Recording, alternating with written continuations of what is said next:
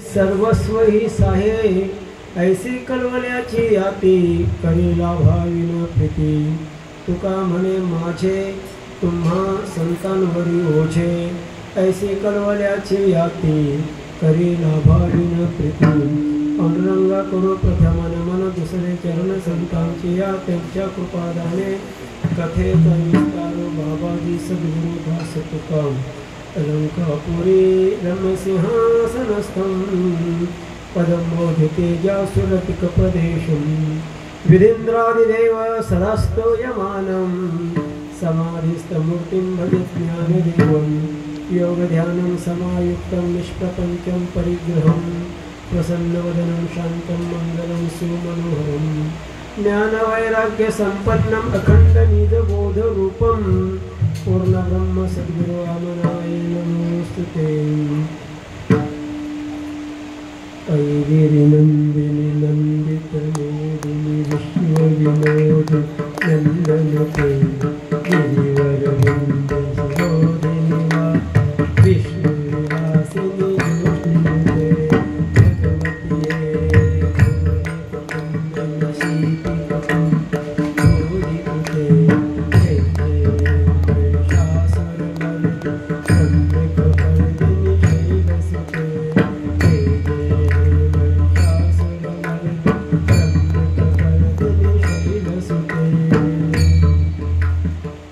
जगद्गुरु तुकोबाराय या अभंगाच्या माध्यमातून या जगामध्ये आईच आपल्या लेकराचं लहान बालकाचं अजान असणाऱ्या मुलाचं हित करू शकते।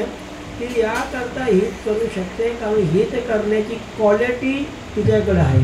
ही क्वालिटी कशाच्या माध्यमातून आहे तर ती कुठल्याही प्रकारचा लाभाचा विचार न करता प्रेम करते। शुद्ध प्रेम या जगतामध्ये आईच करत असल्या कारणानं बरं ती इतकं प्रेम का करतं कारण तिनं त्याला पोटात वाढवलाय साठलाय आणि म्हणून ती ते करू शकते ना। सगळे गुण हे आईचे सगळे गुण आईमध्ये जे आहेत ना ते गुण या संतांचे आहेत आणि म्हणून संतांनो आम्ही लहान बालक आहोत आम्हाला काही कळत नाही आम्ही अज्ञानी आहोत आम्ही अहित करून बसलोय आमचं हित करण्याचं सामर्थ्य तुमच्यात आहे।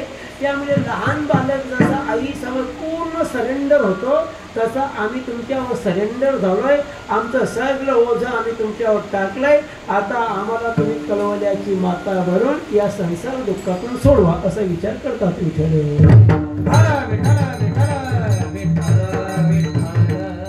प्रस्तुत प्राप्त प्रसंग विठाबाई गणपत पाटील पिंपळघर गोवे भिवंडी यांच्या रविवार त्यांच्या परलोकगमनाच्या निमित्तानं संपन्नित होत असणाऱ्या या रात्र जागरणाच्या निमित्तानं आज शालिवान शकर 1946 क्रोधी नाम संवत्सर चैत्र कृष्ण नवमी कुंभेचा धनिष्ठा पर्व चौथ्या चरणातला संयोग ब्रह्माचा योग गराचं करण राक्षसाचा गण मध्याची नाडी अर्थात गुरुवार 2 मे 2024 मंगलाच्या अधिपत्याखाली चालणाऱ्या वृश्चिकेचं लग्न सुरू असून रात्रीच्या सत्रामध्ये 9:37 झालेली असताना त्या कीर्तनाकरता आपण सर्व उपस्थित आहोत। कीर्तनाची पहिली स्ट्राईकमध्ये ज्यांनी चाल गायली ते वसंत भाऊ आणि त्यांना नो स्ट्राईकमध्ये ज्यांनी साथ केली आपल्या सत्तामध्ये कोणाने आपल्याला साथ केली होती असे सत्यविजय महाराज बजागे या गावचे जावई वाजवण्याकरता ओंकार महाराज पाटील गोवेकर येण्याच्या माध्यमातून आणि आपल्या सत्याचे चोपदार असणारे आनंददादा गोवेकर आणि तुम्ही सगळी मंडळी बंडूदादा त्यालाच्या माध्यमातून काय नाव रे या मुलाची दिनेश भावेश आणि ते कोण राहिले मग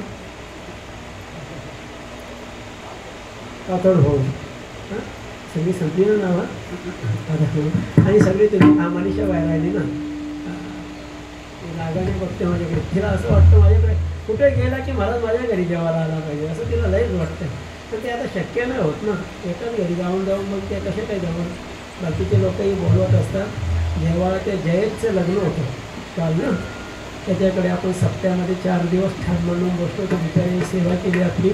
तर मग पूजेच्या दिवशी जाऊन घास खाल्लं की त्यांना बरं वाटेल. आणि म्हणून तर खायचं कोणाला आहे, आपल्यालाच खायचं आहे. त्यामुळे आपण ते केलं. ते सगळा परिवार त्या ठिकाणी ज्यांच्या घरात थांबलो ते मोहनदादा पाटील, हे पाटलांचं घरात त्यांनी ज्यांच्या जेवणाचा आस्वाद घेतला ते बाळून हो सगळी तुम्ही सगळी असे सगळ्यांच्या नावांचा काही मी विचार करत जास्त वेळ दिसणार नाही. बरोबर 9:16 कीर्तनाला सुरुवात झाली आहे, म्हणजे तो 11:16 संपतो.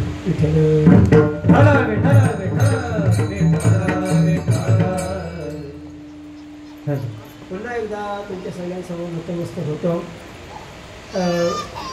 डीजेच्या माध्यमातून आपला आवाज ध्वनी प्रक्षेपण करत असताना सर्वांच्या पर्यंत ज्यांनी पोहोचवण्याची व्यवस्था केली ते यश देईल, म्हणजे बलवंतदादांचे सुपुत्र. आपण सप्ताहामध्ये सत्यविजय ज्यांना जे पैसे दिले त्याने आपल्याकडे कधी हळूहळू केला नाही. आपण त्यांच्या रुचीत पण काहीतरी दिला, फुकट नाही इथला दिलं तरी आपल्याला आजपर्यंत एकदा शब्दातल्या बोला तर महाराज करून बघतो तुम्हाला तर नाही घेत, असं काही नाही. त्यांनी स्वीकारले, आम्ही ते दिले आणि या गावासाठी काम केलं. पुन्हा एकदा तुमच्या ग्रामस्थांसमोर अतिशय विनम्र नतमस्तक यासाठी होतो. ते कोणीतरी पाटलांच्या घराची एखादी सूनबाई मला त्या खारघरच्या सप्त्यामध्ये भेटते 11 तारखेच्या फेब्रुवारीमध्ये 2023ला. आणि फेब्रुवारीचा संपला, मार्च संपला आणि लगेच स्पीडमध्ये, एवढ्या स्पीडमध्ये एक 40-45 दिवसाच्या अवधीमध्ये एका गावानं एकही मालकरी गावात नसताना एक भव्य दिव्य असा सप्ताह. आता बाहेर ती कीर्तनकार त्या सप्त्याची चर्चा करायला लागले की असं कसं काय होऊ शकतं. ते करण्याचं सामर्थ्य तुमच्यामध्ये आहे, ते तुम्ही केलं. छान अशी दिंडी सोहळा तेव्हा दिंडी सोहळा काढला. येणाऱ्या जाणाऱ्यांच्या व्यवस्था चांगल्या गेल्या, त्याबद्दल तुम्हाला धन्यवाद द्यायचं. एक काम राहिला होता तो केला. ते दिंडीमध्ये चालताना इथूनच कुठून दिंडीतून मला वाटतं येत होता. आपण तिथून आपला टेम्पो येत नव्हता, पाणीटाकला टेम्पो आपला होता, त्यामुळे त्या तिकडून चालला टेम्पो. इथून येताना त्यांना या विठोबाला दर्शन करायचं होतं. मी म्हटलं पालखीच वरती घ्या, ते नाही येत ना, मग पालखी वरती गेली. पण ते तरी पण खाली उतरले आणि ते माझ्या दृष्टीला माझ्या मनाला भावलं. पण ती पालखी लगेच लेट झाली, कीर्तन हे सगळं डोक्यात असल्यामुळे काही जमलं नव्हतं. बंद होणं असं म्हणलं की ते व्यक्तीला मला बघायचे. आपलं कीर्तन झाल्यावर, मग काल्याचं कीर्तन झाल्यावर मी शेवटची भेट म्हणून ते जरा असे भेटलेलेच होते. तरी आलो नागरिक झाल्या, चर्चा झाली आणि मग आम्ही निघून गेलो. त्या प्रस्तावना करण्याचं कारण काय? कारण मी कसं की माझ्या घरातून पालखी चाललेली आहे आणि मग पालखीमध्ये मी शरीर काही असेल रात्र हेन झालेली असते, तिथे गेलं पाहिजे. आणि त्याच्याशिवाय हिट या जगामध्ये होत आणि हिट करण्याचा काही सगळे प्रयास आहे. कॅमेरामॅन कमलाकर दादा के साथ समाज रत्न हनुमान महाराज पडेगा.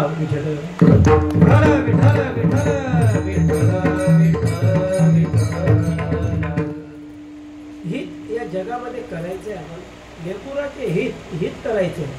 हित करायचं पण कोण करील? हित करण्याची क्वालिटी मी तुम्हाला 100 रुपये देणार आहे, हे कधी मी बोलू शकतो. माझी खिशात 100, माझ्या खिशात फाटलं आहे तर कसं मी तुम्हाला 100 देणार नाही? ते माझ्याकडे आधी असावं. म्हणजे हित करण्याचं जे साधन आहे ते पहिले माझ्याकडे असलं पाहिजे, तरच मी तुमचं हित करू शकतो. तर हित तरी काय असतं या जगात? हित करणं काय? आमचा मुलगा 8वी नापास झालेला आहे सर, त्याला जरा पास करा, मग तुम्हाला वांगी देऊ, तुम्हाला शेवग्याच्या शेंगा देऊ, तुम्हाला तारवडे देऊ, असतं ना त्याच्याकडं, ते देऊ. हां, त्याच्याने आपला मुलगा 8वीतून 9वीत केला म्हणजे हितनं झालं.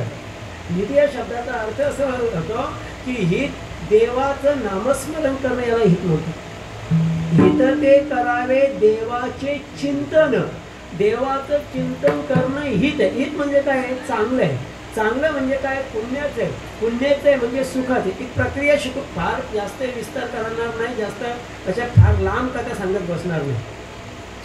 आता लग्न संपली आपली, 2 मे ना, आज 2 मेच आहे ना, लग्न संपली. लिगली लग्न संपली. गुरु आणि शुक्राचा अस्त सुरू झाला. गुरु शुक्राचा अस्तामध्ये लग्न करू नये, वास्तुशांत्या करू नये, म्हणजे काही प्रक्रिया शास्त्रानं मांडले. तुम्ही लग्नामध्ये गुरुबल बघता ना, 4था गुरु आहे, 8वा गुरु आहे, 12वा गुरु आहे, लग्न करून जमणार नाही. तर ब्राह्मण म्हटला जमणार नाही, तो म्हटला 500 घे, गुरु पूजला. म्हणजे पूजला नाही तुम्ही. हां, हे पूजला म्हणजे पूजन झालं, तिथल्या तिथं सेटिंग झाली त्याला म्हणतात. पण तो गुरु पूजला नाही. पण आता काय झालाय, आता तर गुरु अस्त झालाय. म्हणजे सूर्य अस्त झाल्यावर प्रकाश कसा पडेल तुम्हाला? सूर्य अस्त झाला, आता तुम्हाला तुमची बॅटरी लावायला लागेल, टॉर्च लावणं आहे ना, दिवे लावणे, हे काढले जरा, हे नको मला. विठ्ठल विठ्ठल विठ्ठल विठ्ठल विठ्ठल विठ्ठल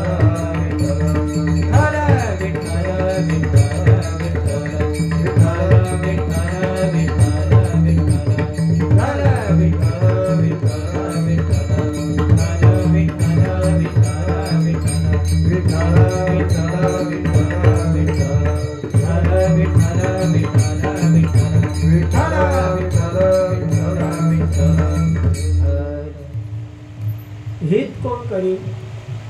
संत हित करते. अजून हित काय करी? कोण करी? एक देव हित करीला. पण देव हित करील, पण देवाचं चिंतन करणं म्हणजे हित. देवाचं नामस्मरण करणं हेच हिताचं कारण, बाकी काही कारण नाही. हित काय? हित ते करावे, देवाचे चिंतन. हित भाव वाटतं ना, तर देवाचं चिंतन केलं पाहिजे, देवाचं नामस्मरण केलं पाहिजे. पण देवाचं नामस्मरण केल्यावर काय होईल? पाप जातील. देवाचं नामस्मरण काय केल्यानं काय होईल? पुण्य मिळेल. पुण्य मिळालं, पाप संपले, आपण स्वर्गात सुखाची सुख भोगणार. स्वर्गात जाणार म्हणजे सुख भोगणार आपण. म्हणजे गुलाबजाम खाणार पण डायबिटीज होणार नाही. काय काय काय हां, गुलाबजाम खाणार, हां, आईस्क्रीम खाणार पण टॉन्सिल उठणार नाही. म्हणजे त्याला लाभही होणार आणि हानी होणार नाही. याला काय म्हणतात? लाभ. हा हिताचा विषय. पण हिताच्या बाबतीत जेव्हा आम्ही विचार करतो की देवाचं चिंतन करणं म्हणजे पुण्य करणं, सत्कर्म करणं, या सगळ्या गोष्टी आनंदाच्या सुखाच्या हितामध्ये येतात. ते आनंद, ते सुख आमच्या जीवनाला आलं पाहिजे असं तुकोबाराय म्हणत आहे. आणि ती जबाबदारी आम्ही तुमच्यावर टाकली. म्हणजे कोणावर? संतांवर टाकले. संत लोकांना तुम्ही आमची जबाबदारी घ्या. पण या संतांची जबाबदारी जरी असली तरी ही उदाहरण कोणत्या माध्यमातून द्यावं? वडील सांगणार नाहीत का? वडील हित करणार नाहीत का? करतील ना. मग आई ज्याप्रमाणे करील त्याप्रमाणे ते करू शकत नाही. आणि म्हणून तुकोबाराय अभंगाच्या पहिल्या चरणातून लेकराच्या हिताचा विचार म्हणताय. लेकुराचे हित, लेकुराचे हित, लेकुराचे हित, लेकुराचे हित, लेकुराचे हित, लेकुराचे हित, लेकुराचे हित, लेकुराचे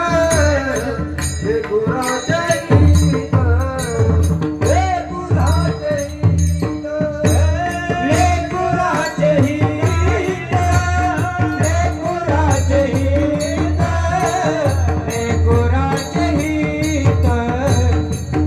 हित,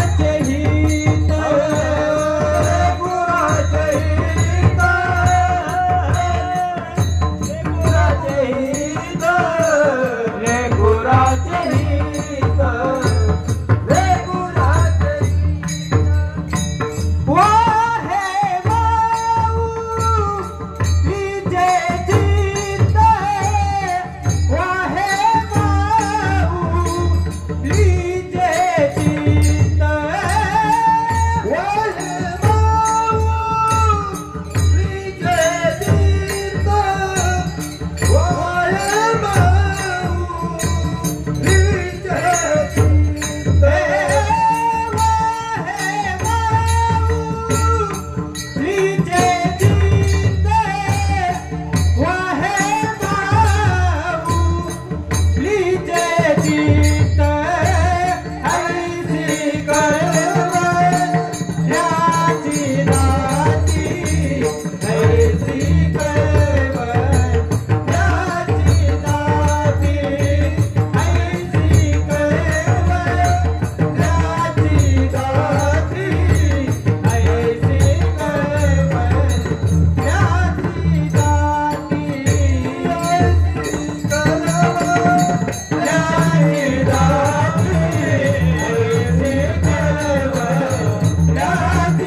नाती, हरिसी कळवळ्याची नाती, हरिसी कळवळ्याची नाती,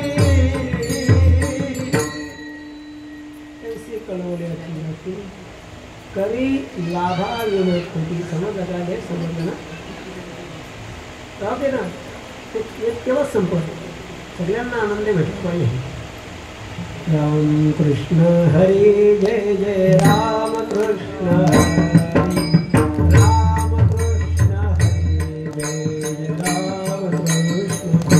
हरी राम कृष्ण हरी जय जय राम कृष्ण हरी राम कृष्ण हरी जय जय राम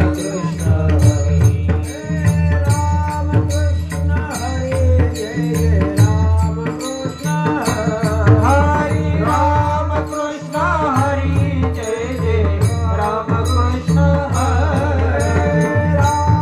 राम कृष्ण हरी जय जय राम कृष्ण हरी राम कृष्ण हरी जय जय राम कृष्ण हरी राम कृष्ण हरी जय जय राम कृष्ण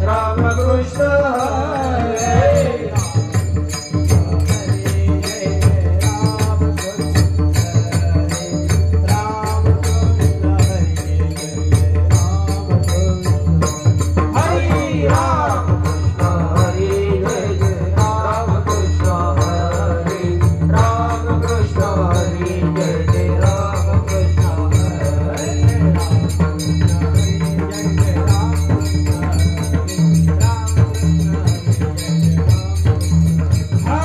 राम कृष्ण हरी जय जय राम कृष्ण हरी राम कृष्ण हरी जय जय राम कृष्ण रामचंद्र भगवान की जय हित एक तर देव करेल हित एक तर संत करतील तर देवाचं नाव घेतल्याने हित होतं मग देव कसं काय हित करेल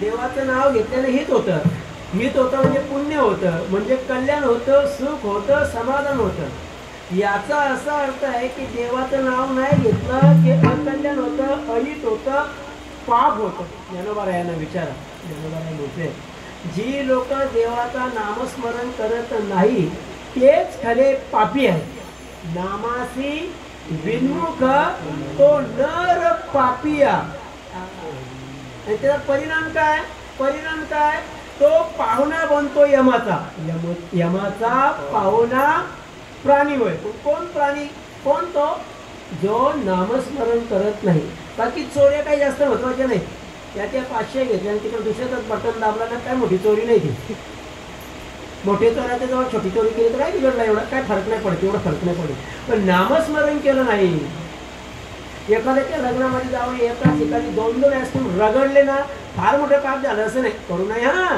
पण तरी पण ते फार मोठं पाप नाही दुसऱ्याच्या घरी जाऊन फुकटचं जेवल्यानंतर पण हा असंच बनवलं होतं असं पण जरी म्हटले ना ते फार मोठं पाप नाही एवढं मोठं पाप नामस्मरण न करणे म्हणजे नामस्मरण करणं हे पापाच्या निवृत्तीचं साधन आहे नामस्मरण करणं या पुण्याच्या वृद्धीचं साधन आहे आणि मग नामस्मरण जर करायचं आहे ते करायचं कोणाचं आहे देवाचं मग देवाचं नामस्मरण केल्यानं देव हित करील मग देवाचं नामस्मरण करा सांगतात कोण संत आणि म्हणून संत देखील आमचे हित करतील मग आई किंवा संत या परंपरेमध्ये आई संत किंवा देव या परंपरेमध्ये आई आहे का जर आई देव परंपरेमध्ये असेल तर ती आपल्या मुलाचं नक्की कल्याण करेल चला पुराणामध्ये फार कठीण नाही सोपं सांगतो देव जे बोलले म्हणजे वदने वदनी कवल समजतं ना वदने वदन म्हणजे मुख हा जे वदले देव त्याला वेद म्हणा ते वदले ना की वदल्यानंतर कोणीतरी ते ऐकलं म्हणजे श्रवण केलं त्याला म्हणा श्रुतीच्या नंतर कोणीतरी ते डोक्यात ठेवलं आणि काही वर्षानंतर त्याला लिहायची इच्छा झाली ना लिहा झाला पण लिहिताना त्याने आठवण करून लिहिली म्हणजे स्मरण करून लिहिलं स्मरण करून ज्या ज्या ऋषींनी लिहिलं त्याला म्हणतात स्मृती स्मृतीच्या नंतर आले शास्त्र म्हणजे एकांचं शास्त्र आहे वैशेषिकांचं शास्त्र आहे जैमिनीचं शास्त्र आहे कण्वांचं शास्त्र आहे त्यानंतर जैमिनीचं एक पूर्वमीमांसा आहे व्यासांची उत्तरमीमांसा म्हणजे ब्रह्मसूत्र आहे हे सगळं शास्त्र आलं याच्यानंतर चालू झाली महापुराणं हा त्याच्यानंतर इतिहास चालू झाला. या इतिहासामध्ये रामायण आलं, या इतिहासामध्ये महाभारत आलं. या सगळ्या गोष्टींचा आधार काय? या सगळ्या गोष्टींचा आधार एकच आहे. धर्मस्य तत्वं निहितं गुहाया महाजनो येन गतस्य पंथा. तर्को प्रतिष्ठा श्रुतियो विभिन्न नासो मुनीयस्य मतं न भिन्न. धर्मस्य तत्वं निहितं गुहाया महाजनो येन गतस्य पंथा. हा धर्मस्य तत्वं निहित आहे, ते गुह्य आहे, ते तुमचं कल्याण केल्याशिवाय राहणार नाही. धर्म तर देव आहे, धर्माची तू मूर्ती, पाप पुण्य तुझ्या हाती. बरं मग याच्यात काय फरक आहे? फरक एवढाच आहे, देवाकडे तुम्ही जे मागाल ते देव देईल. देवाकडे तुम्ही जे मागाल ते देव देईल, पण त्याच्यात तुमचं कल्याण होईल, तो वाटोळ होईल, याच्याशी देवाला काही घेणे देणं नाही. पण देवाकडे तुम्ही गाडी मागितली, देणार. ती गाडी खड्ड्यात पडेल का ती कीर्तनाला जाईल का बैठकीला जाईल हे तुमच्यावर अवलंबून आहे ना. अजून देव त्याला सांगणार नाही ती गॅरेजला नेते का तुम्हाला हॉस्पिटलला पोहोचवतो, त्याला काय घेणं द्यायचं. त्याने त्याची पूजा झाली, त्याने ते दिलं. पण संतांकडे मागितल्यावर संत आपण मागू ते देत नाही. संत महात्मे तुम्ही मागाल ते देत नाही, ज्याच्याने तुमचं कल्याण हित होणार आहे ते देत. वाल्या नावाच्या कोल्याने त्याच्याकडे पैसा धनसंपत्ती मागितली, पण नारदाने त्याचं कल्याण व्हावं असं नामस्मरण दिलं. पण नारद का पैसे देऊ शकले नव्हते का? त्याच्याकडे धनसंपत्ती नव्हती का? त्यांची त्यांना मानणारा गट नव्हता का? होता ना, पण त्यांनी मागितलं नाही आणि त्यांनी ते दिलं. हित करण्याकरता या जगामध्ये शेवटी महत्वाचे आहे म्हणजे ऐकलेलं. वेद आहेत ना बदलेले, खूप काही आहे हो वेदांचा. एक 2-3 मिनिटं ऐकत थोडेसे वेद. वेदामध्ये काही नाही. वेदामध्ये काही नाही म्हणजे आहे काय? वेदामध्ये फक्त खरं बोललेली वाक्य आहेत. जी वाक्य आहेत ना त्याला ऋचा म्हणतात. ऋचा का म्हणायचं? ऋच म्हणजे सत्य. सत्य वाक्य जी आहेत त्याला ऋचा म्हणायचं. काय काय जी सत्य वाक्य आहेत ती ऋचा. मग ती कुठली? जसे आपल्याकडे असतं काय स्वच्छता राखा, सत्य वाक्य आहेत ना. का स्वच्छता राखा? कारण आपण चमचा तिकडे टाकून दिला आहे, प्लेट तिकडून टाकला आहे, बुचू झाकण तिकडं, ती बाटली इकडं. असे लग्नात किती स्वच्छता असतं.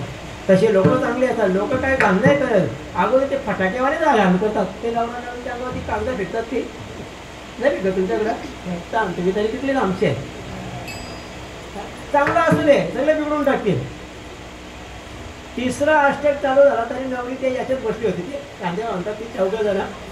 बाय तुला काही गरज नाही चौघात जायचं झालं नंतर चौघांच्या म्हणजे चलवणे डोली उठाव ते चाललं तर 3-3 अष्टक झाले तरी नवरी नाही. मग तो ब्राह्मण थांबा म्हणे नवरी यायचे. मला असं वाटतं लग्नामध्ये श्री कृपेनं यदुवरांचा विवाह संपन्न व्हावा असं आपण लिहितो. देवाची कृपा आहे ना आपल्यावर. त्याच वेळी जर लग्न लागलं नाही तर तिथल्या देवता आपल्याला शापतात. लोक लग्न लेट करतात. काय करावं? त्याच्यावर मी एका कीर्तनात असं बोललो होतो की नवरदेव जर 6:15चं लग्नाला 6:35पर्यंत आला नाही तर तिथे त्याने अनाऊन्स केला पाहिजे की आमची मुलगी तयार आहे. नवरदेव किती लेट येईल काही कल्पना नाही. कोणालाही मुलगीशी लग्न करायचं असेल ते डायरेक्ट या. एखादं लग्न असं लावलं ना तर नवरा 6:15 6:15 पोहोचून जाईल. हा दंडर भरला असं होऊ नये. तुम्ही लग्नाच्या दिवशी वेळेवर पोहोचू शकत नाही, आयुष्यात कधी वेळेवर पोहोचा. हित करण्याकरता देव आणि हित करण्याकरता संत कारणीभूत.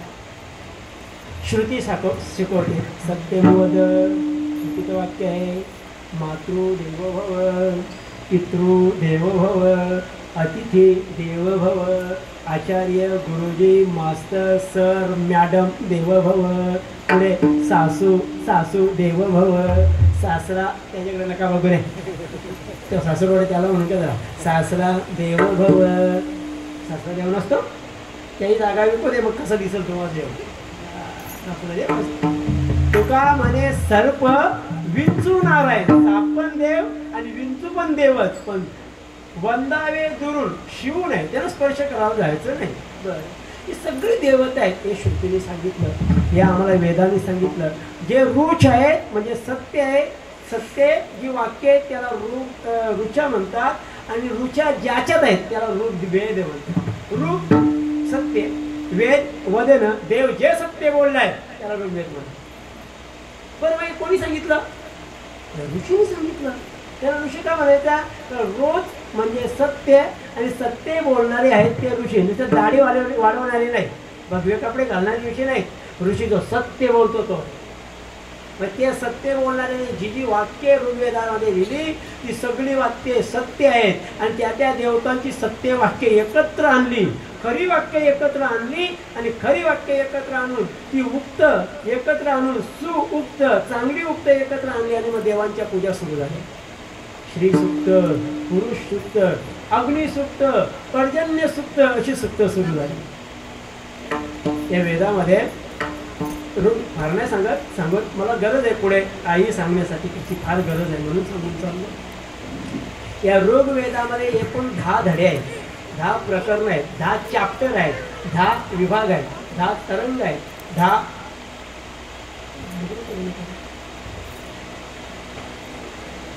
स्कंद आहेत. त्याला मंडल असं म्हणतात. 10 मंडल ऋग्वेदाचे. त्या 10 मंडलापैकी पहिला 1 आणि 2 नंबरचा मंडल आणि शेवटच्या 10 नंबरचा मंडल असे 3 मंडल नंतर लिहिले. अगोदर 3, 4, 5, 6, 7, 8 आणि 9 असे 7 मंडल अगोदर लिहिले. या प्रत्येक मंडलाचा या प्रत्येक विभागाचा एक ऋषी आहे. दुस्मस आहे, कण्वा आहे, असे ऋषी आहेत. प्रत्येकात किती ऋषी झाले ते? 7. हे 7 जे ऋषी आहेत ना त्या त्या मंडळाचे आहेत आणि त्याने जे सांगितलंय त्याप्रमाणे जी लोक वागतात ती त्याच्या गटाचे होतात.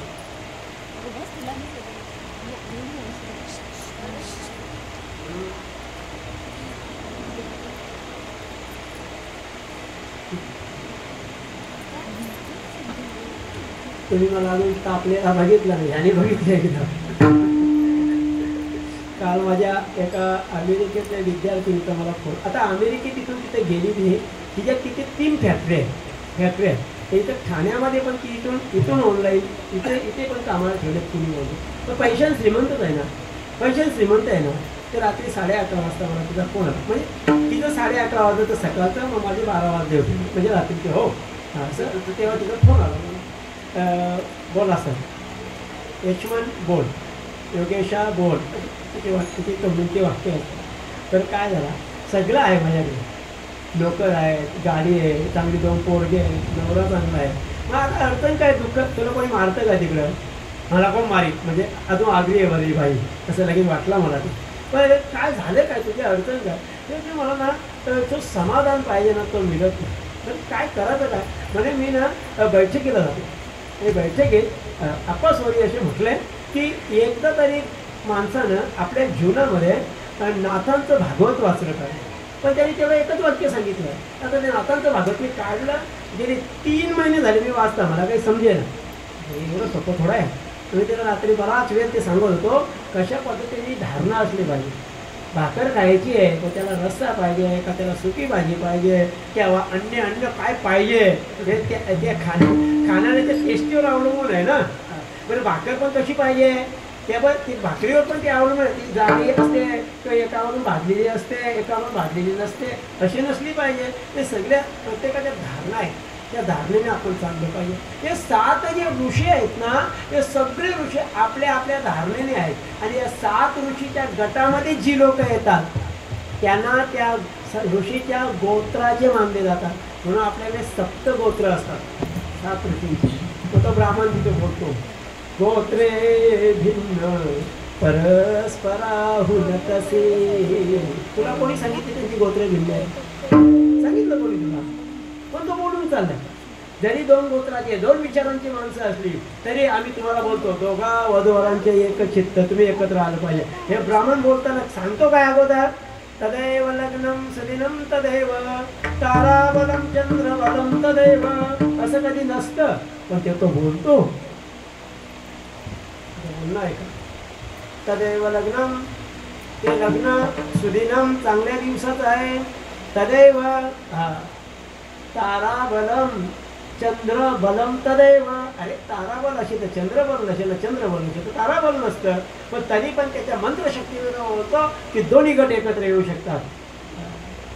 मनसा स्मरामी, स्मरण करा देवाचं. असं देवाचं स्मरण केलं तर तुमचं चंद्रबल नसला, ताराबल नसला तरी तुमचं दोघा वधूचं एकचित्त, दोन्ही गोत्र वेगळे असले तरी करण्याचं सामर्थ्य त्या नामचिंतनामध्ये आहे. म्हणून देवाचं नाम तुमचं हित केल्याशिवाय राहत नाही. विठ्ठल विठ्ठल विठ्ठल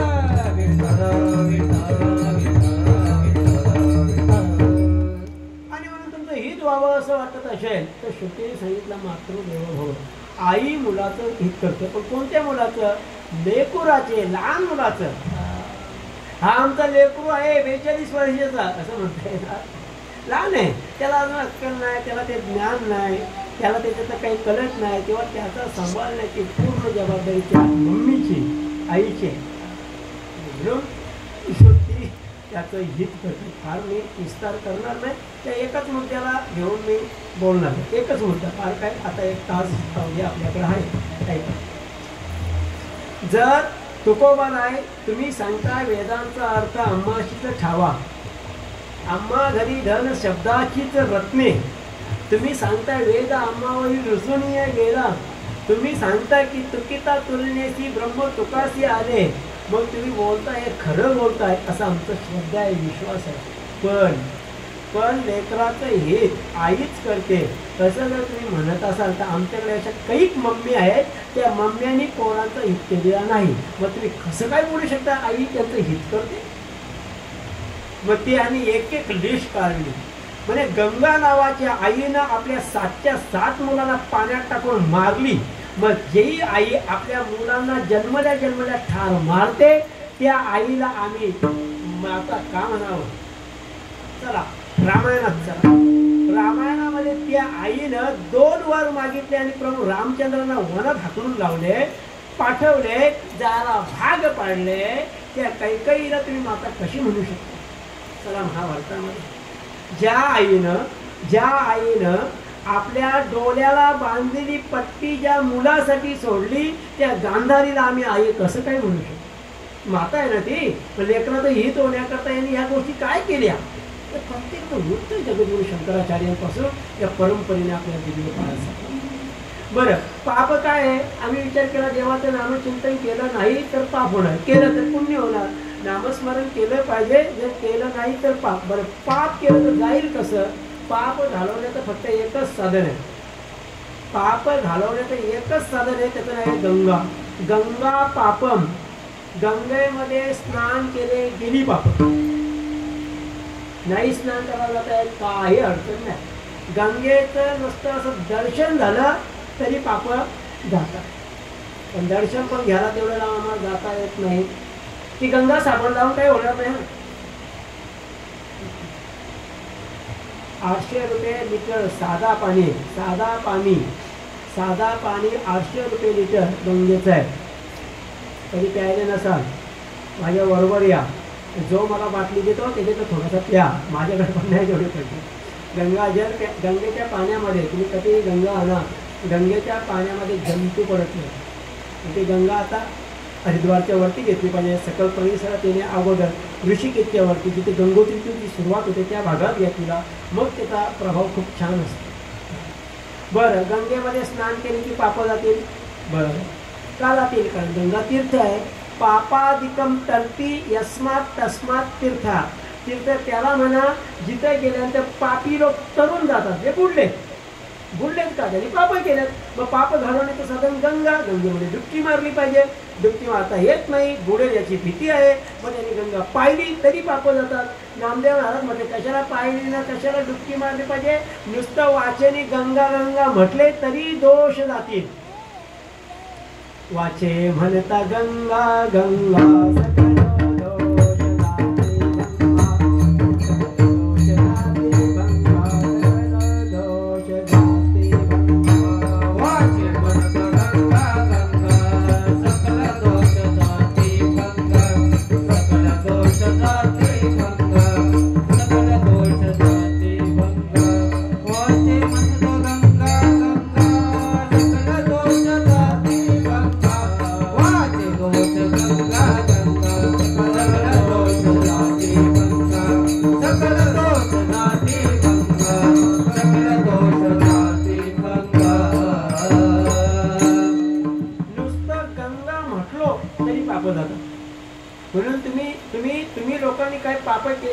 व्हॉट्सअपवर का फेसबुकवर का ते इंस्टाग्रामवर का कोणाच्या गार्डनमध्ये आता तुम्ही लग्नाच्या बोहल्यावर आहे, तुमच्या मुखामध्ये पानाचा विडा दिलेला आहे. आता देवच तुमच्या मुखामध्ये असल्याकारणानं आतापासून नामस्मरण केलं की मागची सगळी पापं जातील आणि ती शिल्लक राहिलेली पापं जी इथे उभी राहिल्यापासून राहिलेत ना, ती पण घालवण्याकरता त्या सगळ्या नद्यांची नावं त्यांनी घेतली.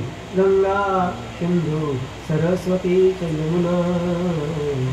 हे असं असलं पाहिजे. ते उगाच काय ते त्याला चापटलेच पाहिजे. कोणाला? ते ब्राह्मणांना, जे तसे बोलतात रडून रडून डोले दाल झाले मुलीचे.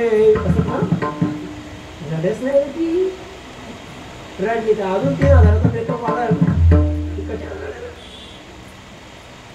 पूर्वीचा काल असा होता, नातेवाईक ही पण यायची, ते कोणी जेवण बनवायचे, कोणी भाजी चिरायची, नातेवाईक टकाने घेतात. आमची सोय काय इथून सुरुवात करतात. मग नातेवाईक सोयी करण्याकरता पूर्वीची ती करवली माहिती आहे तुला? करवली कशाला होती? करवली जिथे आता तो करा असतं ना, ती करवली. जिचे कपडे आता अंगण झाडीत निघतात ती नाही.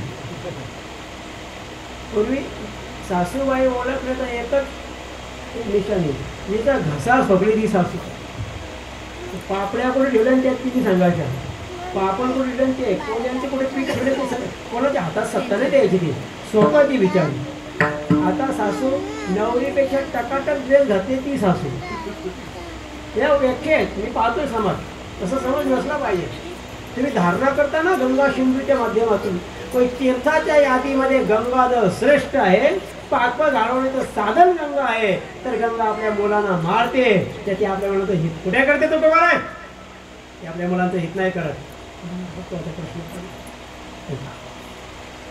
काय झालं?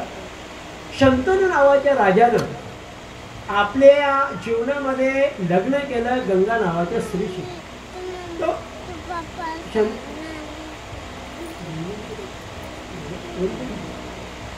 शंतनू नावाच्या राजाला कोणी मुलगी देत नव्हतं.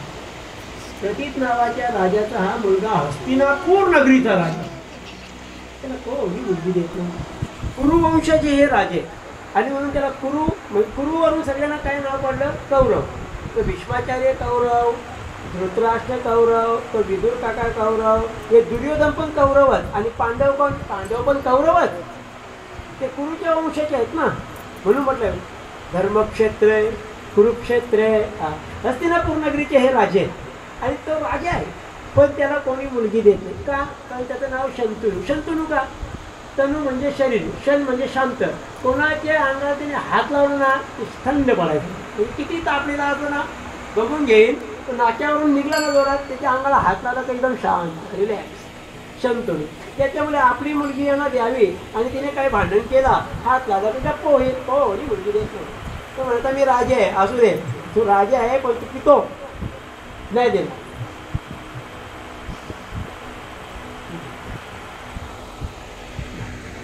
दुसरा पण प्राणी चांगला. एकच पिक्चरचं हिरो बदल का नाही? ते सतत बघताना पोरा इकडे तिकडे एकच हिरो, चॅनल बदलत नाही.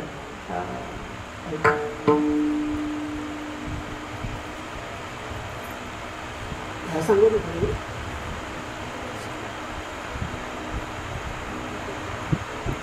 शंतनू राजा सांगत होतो ना, लगेच समजले ना. तर त्याने त्या गंगा मातेला पाहिलं. गंगा माता अशी प्रकट झाली, त्याने म्हटलं मला तुझ्याशी लग्न करण्याची इच्छा आहे. तर ठीक आहे, तुमची इच्छा आहे, माझी पण इच्छा आहे. त्याने नाही, मी राजा आहे. तर असं केलं, मला कुठं करायचं तुझ्याशी लग्न? नाही करा ना, मला कोणी बायको देत नाही. हां मग मी करीन. मग माझी एक अट आहे. काय? माझी एक अशी अट आहे, मी लग्न झाल्यावर तुम्ही सांगाल तसं मी वागेन, तसं काय नाही. तुम्ही सांगाल तसं मी असं वागेन, असं काय नाही. पण मी जे वागेन त्याला जर तुम्ही विरोध केला तर मी तुम्हाला सोडून जाईन. म्हणजे मी तुमचं ऐकातच नाही, आणि मी ज्या काही ढिंगाणा घालायला बसेल त्याला विरोध केला की कायमची सोडचिपते. तर म्हटलं चालत का? पण लग्न करू देत नव्हता. आणि या गंगे मातेला पहिला मुलगा झाला शंतनू नावाच्या राजापासून. हस्तिनापूर नगरीच्या कथा आहे, साध्या कथा नाहीत बाबांनी.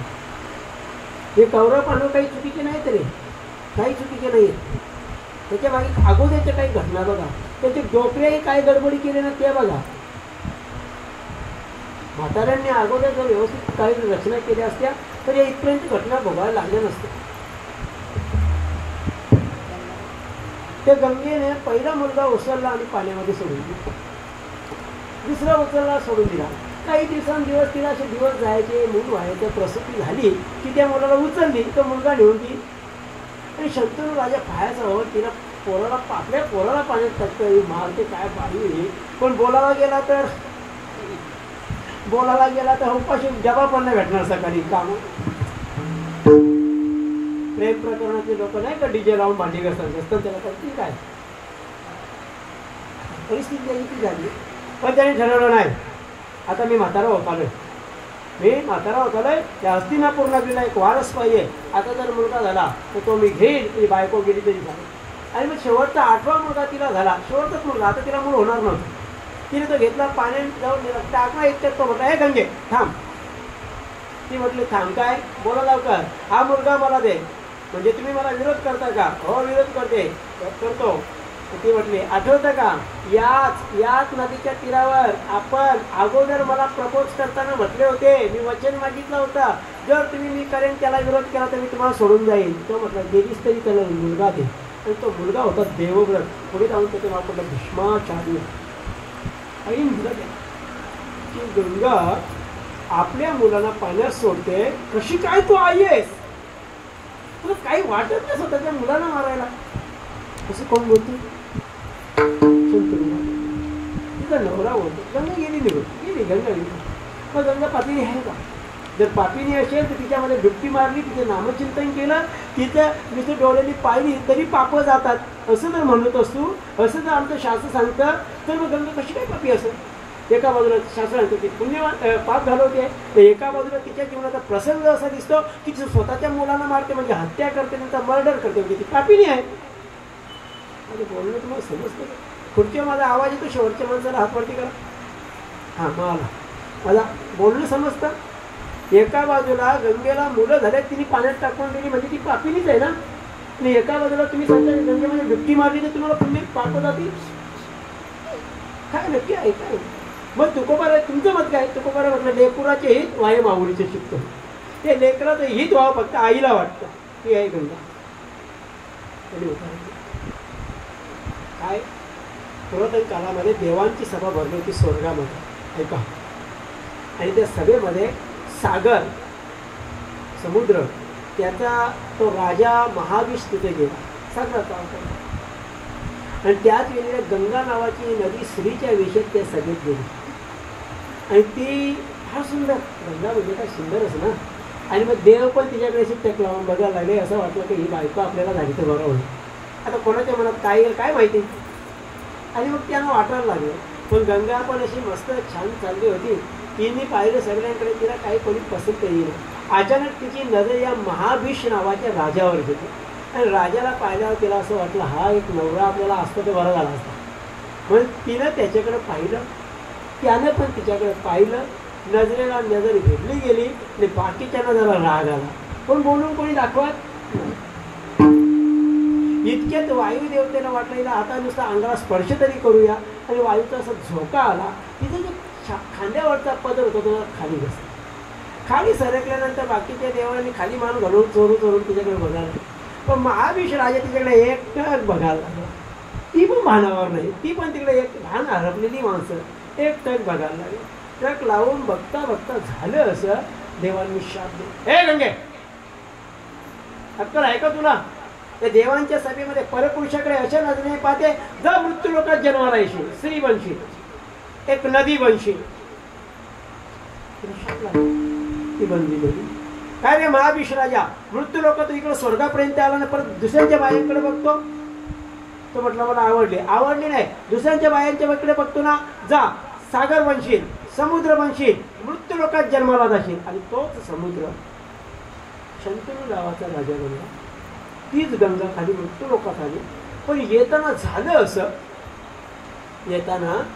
असं ती म्हटले आपण मोठी, आपण कशी काय कोणीतरी न्यायला आल्याशिवाय जायचंच नाही. मोठ्या लोकांना वाटतं ना, चला जेवायला, आता हल्लीचं जेवण आहे, चला लग्नात सांगायला लागतं ना, चला वरम्याने कोणाला जेवायला सांगायचं काय गरज पडलं? तुम्ही आले ना तिथे, तुम्ही त्या लग्नाला आल्या की नाही, तुम्हाला जेवायचं आहे की नाही? वरमेली उलट असा अनाऊन्स करायला पाहिजे, 10 मिनिटात जेवले नाही तर जेवण बंद करण्यात येईल. बघा ना चुंबडी नंतर जेवणार जे आमच्याकडे जेवढी कार्यक्रम झाली मी कधीच कोणाला सांगत ना जेवा जा, पण आम्ही नाही झालं गेल्यावर सांगत ना आम्हाला विचारा, आम्ही जातो जेवतो लगेच. आपण जेवायला गेलो ना नाहीतरी जेवायलाच गेलेली असतो. खायचं तर आपल्याला म्हणतो बाबूचं एक वाक्य प्रसिद्ध झालं, बनवा बिंदास सप्त्यामध्ये खायचा आपल्यालाच आहे. कुत्रा आला का आठवू नका. कीर्तन झाले लोक होते, कुत्रा पण नव्हता कीर्तनाला. आपल्या आता दोष नको यायला. गंगा खाली येत असताना झालं काय, तिची भेट अष्टवसूंशी झाली. त्या अष्टवसूंनी गंगेला प्रार्थना केली, कुठं चालल्या? मी मृत्यूलोकात चालले, मला शाप लागला. तर ते म्हटले आम्हाला पण शाप लागलाय, आम्हाला पण मृत्यूलोकात जन्माला यायचं आहे, आम्हाला मोक्ष दे. ती म्हटले ठीक आहे, पण तुम्हाला शाप कोणी दिला हो? ते म्हटले आम्ही देव वसू, आपल्याकडे 33 प्रकारचे देव आहेत. 12 आदित्य, 11 रुद्र आणि 8 वसू. हे 8 वसू ज्याच्या पार्टीत जातात त्याचं सरकार बनतं. 33 मध्ये ते 12 आणि हे 11 ते काही एकत्र येऊ शकत नाही. हे 12 आणि 8 होऊ शकतात किंवा 11 आणि 8 19 याचे गटात येऊ शकतात, म्हणजे सरकार त्यांचं बनतं. अशी ती देवाची रीती आहे. त्या अष्टवसूंनी केलं काय, हे एकदा वशिष्ठ मुनींच्या आश्रमात केलं आणि वशिष्ठ मुनींनी आल्यानंतर त्यांची व्यवस्था केली. बरं बायकांना पण घेऊन घेते, 8 जणांची 8 बायका, 8 जणांच्या 8 बायका, 8 बायका नाही सर्व लोक गेले. त्याच्यातला दव नावाच्या वसूने पाहिलं की ही गाय बरी आहे. तिला आवाज दिला, गुलाबजाम, बासुंदी, पाणी सांगत त्याला ती चाहत होती.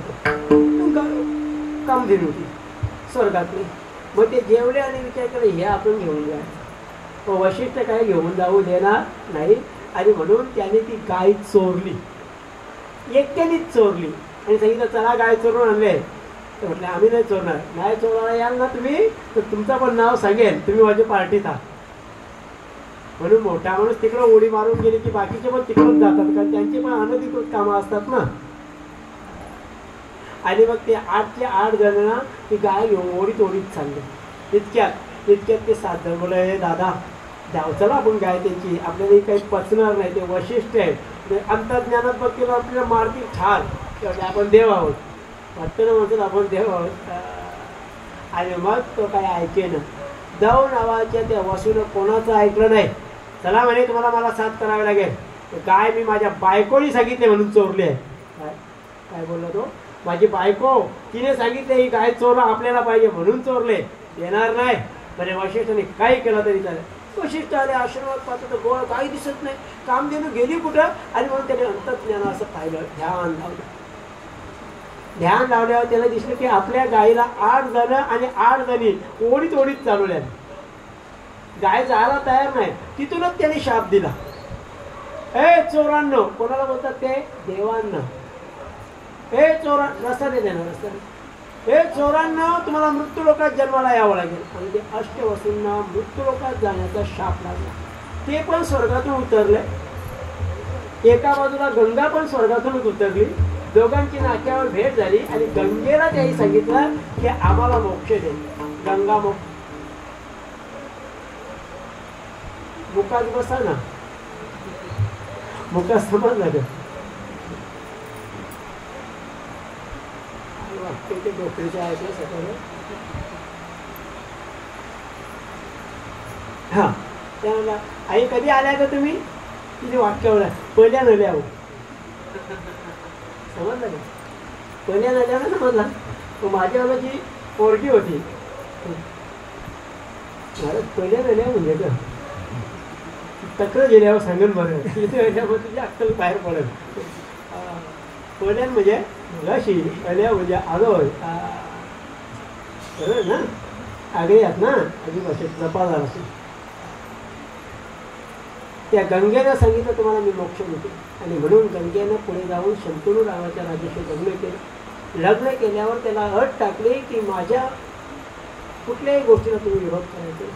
स्वतःच्या मुलाने तिने पाण्यात टाकून मारली, ते मारणं नाहीये, त्या मुलांना पाण्यात टाकल्याबरोबर ते मरायचे आणि मेल्यानंतर त्याला मोक्ष मिळायचा. ज्ञानोबा रायाने विचारा ज्ञानोबाराय म्हणतात काशी येऊन की काशीत गेले की तुम्हाला मोक्ष मिळेल, पण मेलं पाहिजे. मरणाम काशीनाम मरणाम मुक्ती, काशीमध्ये मोक्ष मिळेल मेल्यानंतर, कारण तिथे गंगा आहे, तिथे भगवान शिवजी आहे, ते महान तीर्थ आहे म्हणून. बरं, या काशीमध्ये डुबकी लावताना मेलात तरी मोक्ष मिळेल. ते हाये बुडणे एकू, ज्ञानोबा नाही म्हणतात गंगेमध्ये मोक्ष मिळेल, पण तिथे बुडून मेलं पाहिजे. या मुलांना तिने बुडवले, बुडल्याने मेले म्हणजे त्याला काय मिळाला? मोक्ष. मोक्ष मिळाला म्हणजे त्याचं अहित केलं का हित केलं? कल्याण केलं म्हणजे हित केलं. तुकोबारा हे सांगतात की त्या मुलांचं हित फक्त ऐकू, ती दिसताना त्यांना मारताना दिसते, पण खऱ्या अर्थाने त्यांना जन्माला येण्याच्या चक्रावरून त्यांना बाहेर काढते. म्हणूनच ती आई त्या जगतामध्ये हित करणारी ठरते. तुकोबारा म्हणतात लेकराचे हित कोण कोण करतं? वाहे माऊलीचे चित्त. चिंतन करतं जे ते चित्त असतं. चित्ताला फार महत्व असतं. चित्त मिले तो सब मिले. चित्त मिळालं की समाधान चित्ताचा विषय.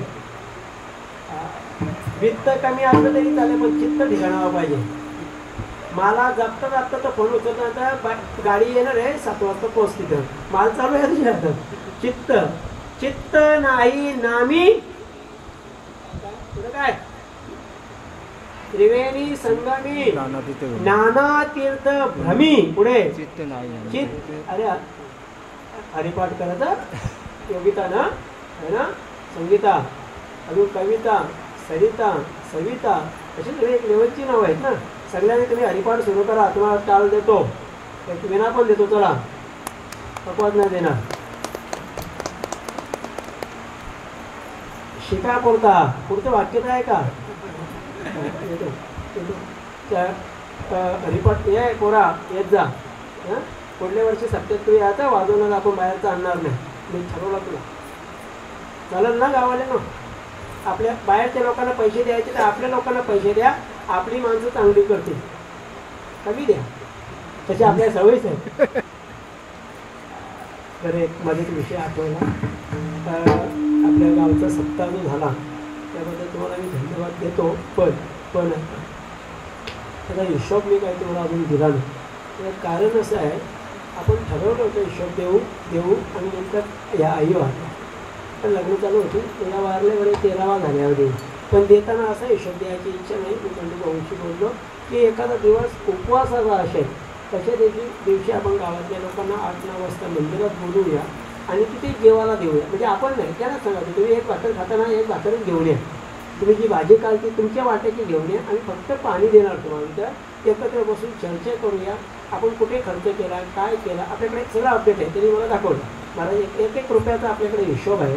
आपल्याला काही लोकांचा सन्मान करायचा राहिला, ग्रामस्थ मंडळ पिंपळघर यांचा आपल्याला सन्मान तिथे शाब्दिक करणं. जसा आज तो गुच्छ असतात ना, शाल आणि गुच्छ, 3 शाली होत्या आणि 2 गुच्छ होते. आणि आमदार सुभाष भोईपासून जी लोक येत होती, म्हणजे मला आठवतं तो एक गुच्छ मी 43 लोकांना दाखवला. तो कळला ठेवता की म्हणजे त्यांची लगेच शाल काढून आपण द्यायची भरायला, कशाला मागतील. 43 लोकांना एक गुच्छ, तरी त्याचा फुल खरला नव्हता. अजून 53 लोकांना पुरला असता. शेवटी तो गुच्छ जेव्हा तिथं ठेवला ना, तेव्हा त्या करवले आलेल्या त्या गुलाबाची फुलं ते डोक्यात घालून निघले. पण गुच्छ कसा वापरा, या गोष्टीचा काय उपयोग नाही ना आपल्याला. आई मुलांचं हित करतं. जगामध्ये गंगा अशी श्रेष्ठ आई आहे, तिने आपल्या मुलांना मारून मोक्ष दिलं, कारण गंगा ज्ञान आहे. हे ज्ञान की ये गंगा ऋषियोंची अमरवाणी. गंगा हे ज्ञानाचं जर प्रतीक असेल, गंगा ज्ञानाचं प्रतीक असेल तर ते भगवान शिवाच्या मस्तकात आहे. शिव म्हणजे कल्याण, शिव म्हणजे मोक्ष. मोक्ष फक्त गंगा देते, ज्ञानच देतं. आणि म्हणून शास्त्रकर्त्यांनी सुभाषितकर्त्यांनी विधान मांडलं, भावेन देव कलया नरेंद्र धनाने कांता कप्पेन शत्रु सत्येन मित्र कृपयाच पुत्र ज्ञानेन मोक्षम वशमान यंती. ज्ञानानं मोक्ष मिळतं. मग ज्ञानानं जर मोक्ष मिळत असेल तर गंगा ज्ञानी आहे, ती मोक्ष देते. आणि म्हणून तिने आपल्या मुलांना मारलं. हे मारलं नाही, मोक्ष दिलं. म्हणजे तिने आपल्या मुलांचं काय केलं, हित केलं. ही वेदांची परंपरा. चला खाली रामायणामध्ये की अश्वपती नावाच्या राजाची मुलगी कैकयी, रावणाच्या आईचं नाव आहे कैकसी. असं आहे ना, तुम्हाला कोण माहिती रावणाची घराणी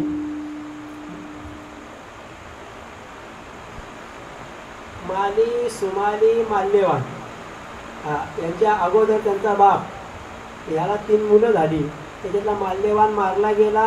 तो माली त्याची मान कापली विष्णूने चक्रानं. सुमाली पळून गेला आणि पळून गेला सुमाली. तेव्हा त्यानं समुद्रामध्ये सैन्य तयार केला आणि आपली मुलगी कैकसी हिचं लग्न विश्रवाच्या घराण्यामध्ये रावणाशी लावून दिलं. आणि मग रावणाला जी 4 मुलं झाली त्याच्यानंतर रावण, कुंभकर्ण, शूर्पणखा आणि मग शेवटी विभीषण. लगेच तुम्ही विसरले आता झालं ना रामनवमी.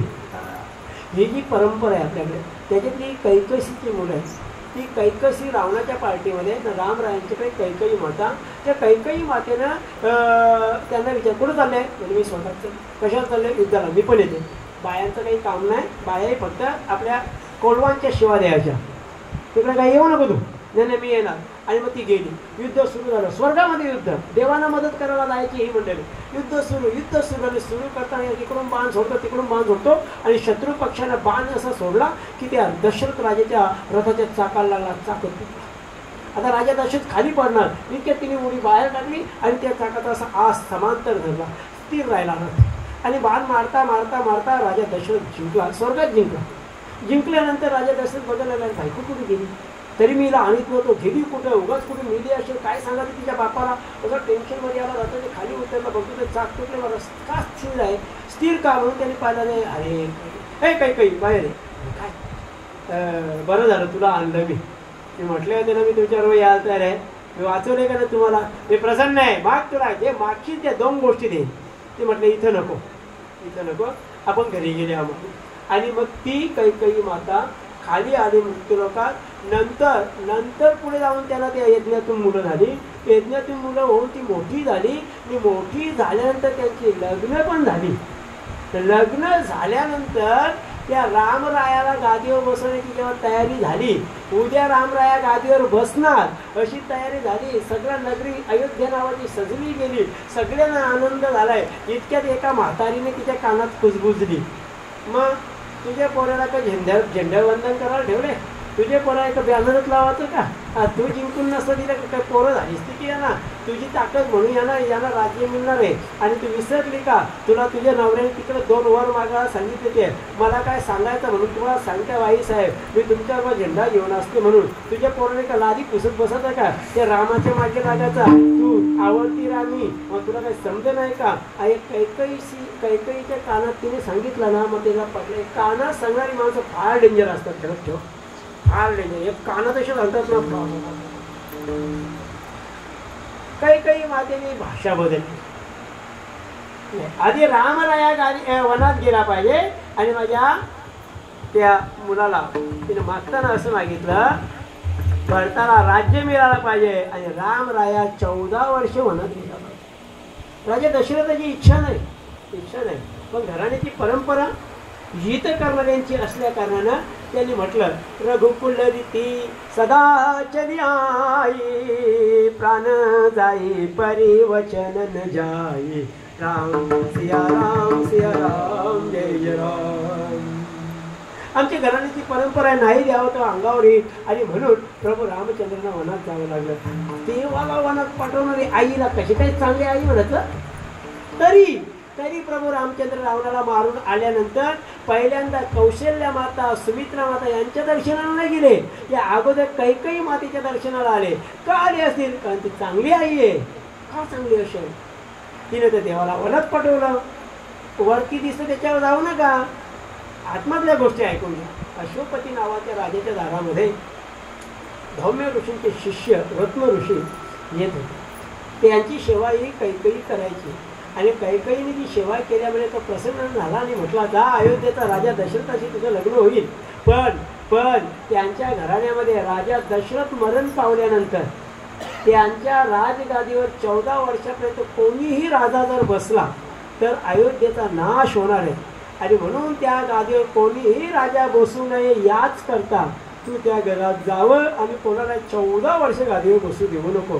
हे कैकई मातेला माहीत पडल्यामुळे तिने विचार केला की माझा नवरा जर रामराया वनात गेला तर राम करताना मरेल कारण आपल्या पुत्राच्या शोकाने तू मरशील असं त्यांना त्या श्रावणाच्या आईवडिलांनी शाप दिलाय. हा श्रावण जो आहे ना हा महाविष राजा आहे, हा तर शंतनू आहे आणि म्हणून तो नदीच्या तीरावर मरतो. जसा हा शंतनू राजा त्या गंगेसाठी जीव द्यायला तयार झाला. म्हणजे ध्यानात येतं नव्हतं बोलणं, डोकीच्या पलीकडे नाही होत ना. संपायचं का? नाही नाही. समजतं का? जेवण आले? हां माझ्या बरोबर ऐका. तोच शंतनू, तोच समुद्र, तोच श्रावण, तीच गंगा, तीच नदी, त्याच नदीच्या तीरावर ते मरतं. ते आम्ही जन्मोजन्मीचे केलेल्या इच्छा जन्मोजन्मी भोगावे लागतात. आता या कैकेयी मातेनं प्रभू रामचंद्रांच्या अगोदर मागणी काय केली? भरत गादीवर बसला पाहिजे, प्रभू रामचंद्र वनात गेले पाहिजेत. पण घराण्याची रीत काय? मोठा मुलगा असेपर्यंत लहान मुलाला गादीवर बसता येईल. मग तो येडा असला तरी ना शाना असला तरी मोठ्या मुलाला गादीवर बसले. रामायणाची परंपरा मोठ्या मुलाला गादीवर बसणे, महाभारताची परंपरा लहान पोरांना गादीवर बसणे, या अशा परंपरा आहेत. महाभारताची परंपरा बदलली गेली, त्याला काही कारण पण आहे. कलियुगाची परंपरा ना मोठा ना छोटा, ज्याच्या ताब्यात सत्ता येतो तो बोलला दादाला काहीच अक्कल नाही, मी होती म्हणून जागा तरी ऐकू शकलो. काय करलं? दादाला काहीच अक्कल नाही, मी होतो म्हणून दादाला आम्ही सह्या करून घेतल्या, जागा ऐकू शकलो. तिसरा हप्ताना आल्यावर त्याला विचारलं काय झाला? तरी मी दादाला सांगत होतो सही करू नको. आमचा तुमचे संबंध हे जे हात ना याला मराठीत हराम करून बोलतात.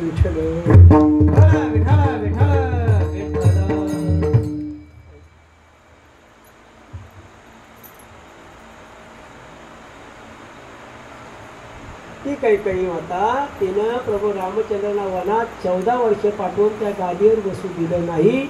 आणि मग ज्या भरताला गादीवर बसायला सांगितलं तो का बसत नाही? कारण घराण्याची ती रीत आहे आणि आमची त्या घराण्याची परंपरा रघुकुलाची. म्हणजे माझ्या मुलाला सांगितलं नाही तो बसणार नाही. एक काम झालं आणि त्याला नको बसू बोलल्यामुळे तो निघून गेला. आणि मग 14 वर्षी इथे कोण नसल्यामुळे पुढच्या पिढ्या चालतील. माझ्या पुढच्या पिढ्या चालाव्या, माझ्या मुलांचं कल्याण व्हावं याकरता स्वतःच्या अंगावर रोष आला तरी चालेल, ते घेण्याकरता जी तयार आहे ती आई आहे. आणि तीच आई तुमच्या मुलाचं कल्याण केलं. बोलणं सत्यजित मला समज वेगळ्या अँगलमध्ये बोलतो ना, डेंजर आहे सांगत राहिलो. आतापर्यंत काही पद्धत कोणी चांगलंच बोलत नाही. पुढे कथा आहे का? चला महाभारतामध्ये संपल, वेळेवर संपल, बरोबर 12:15 12:30 संपल. लेटच झालं तो संपल. तुम्हाला कंटाळा आला असं मोबाईल करायचा, hello hello hello hello hello hello range नाही सांगते ऐका. हे सगळे उपाय सांगतो तुम्हाला. गांधारी म्हणते काय मुलाचं कल्याण करणार ही बाई काय करणार?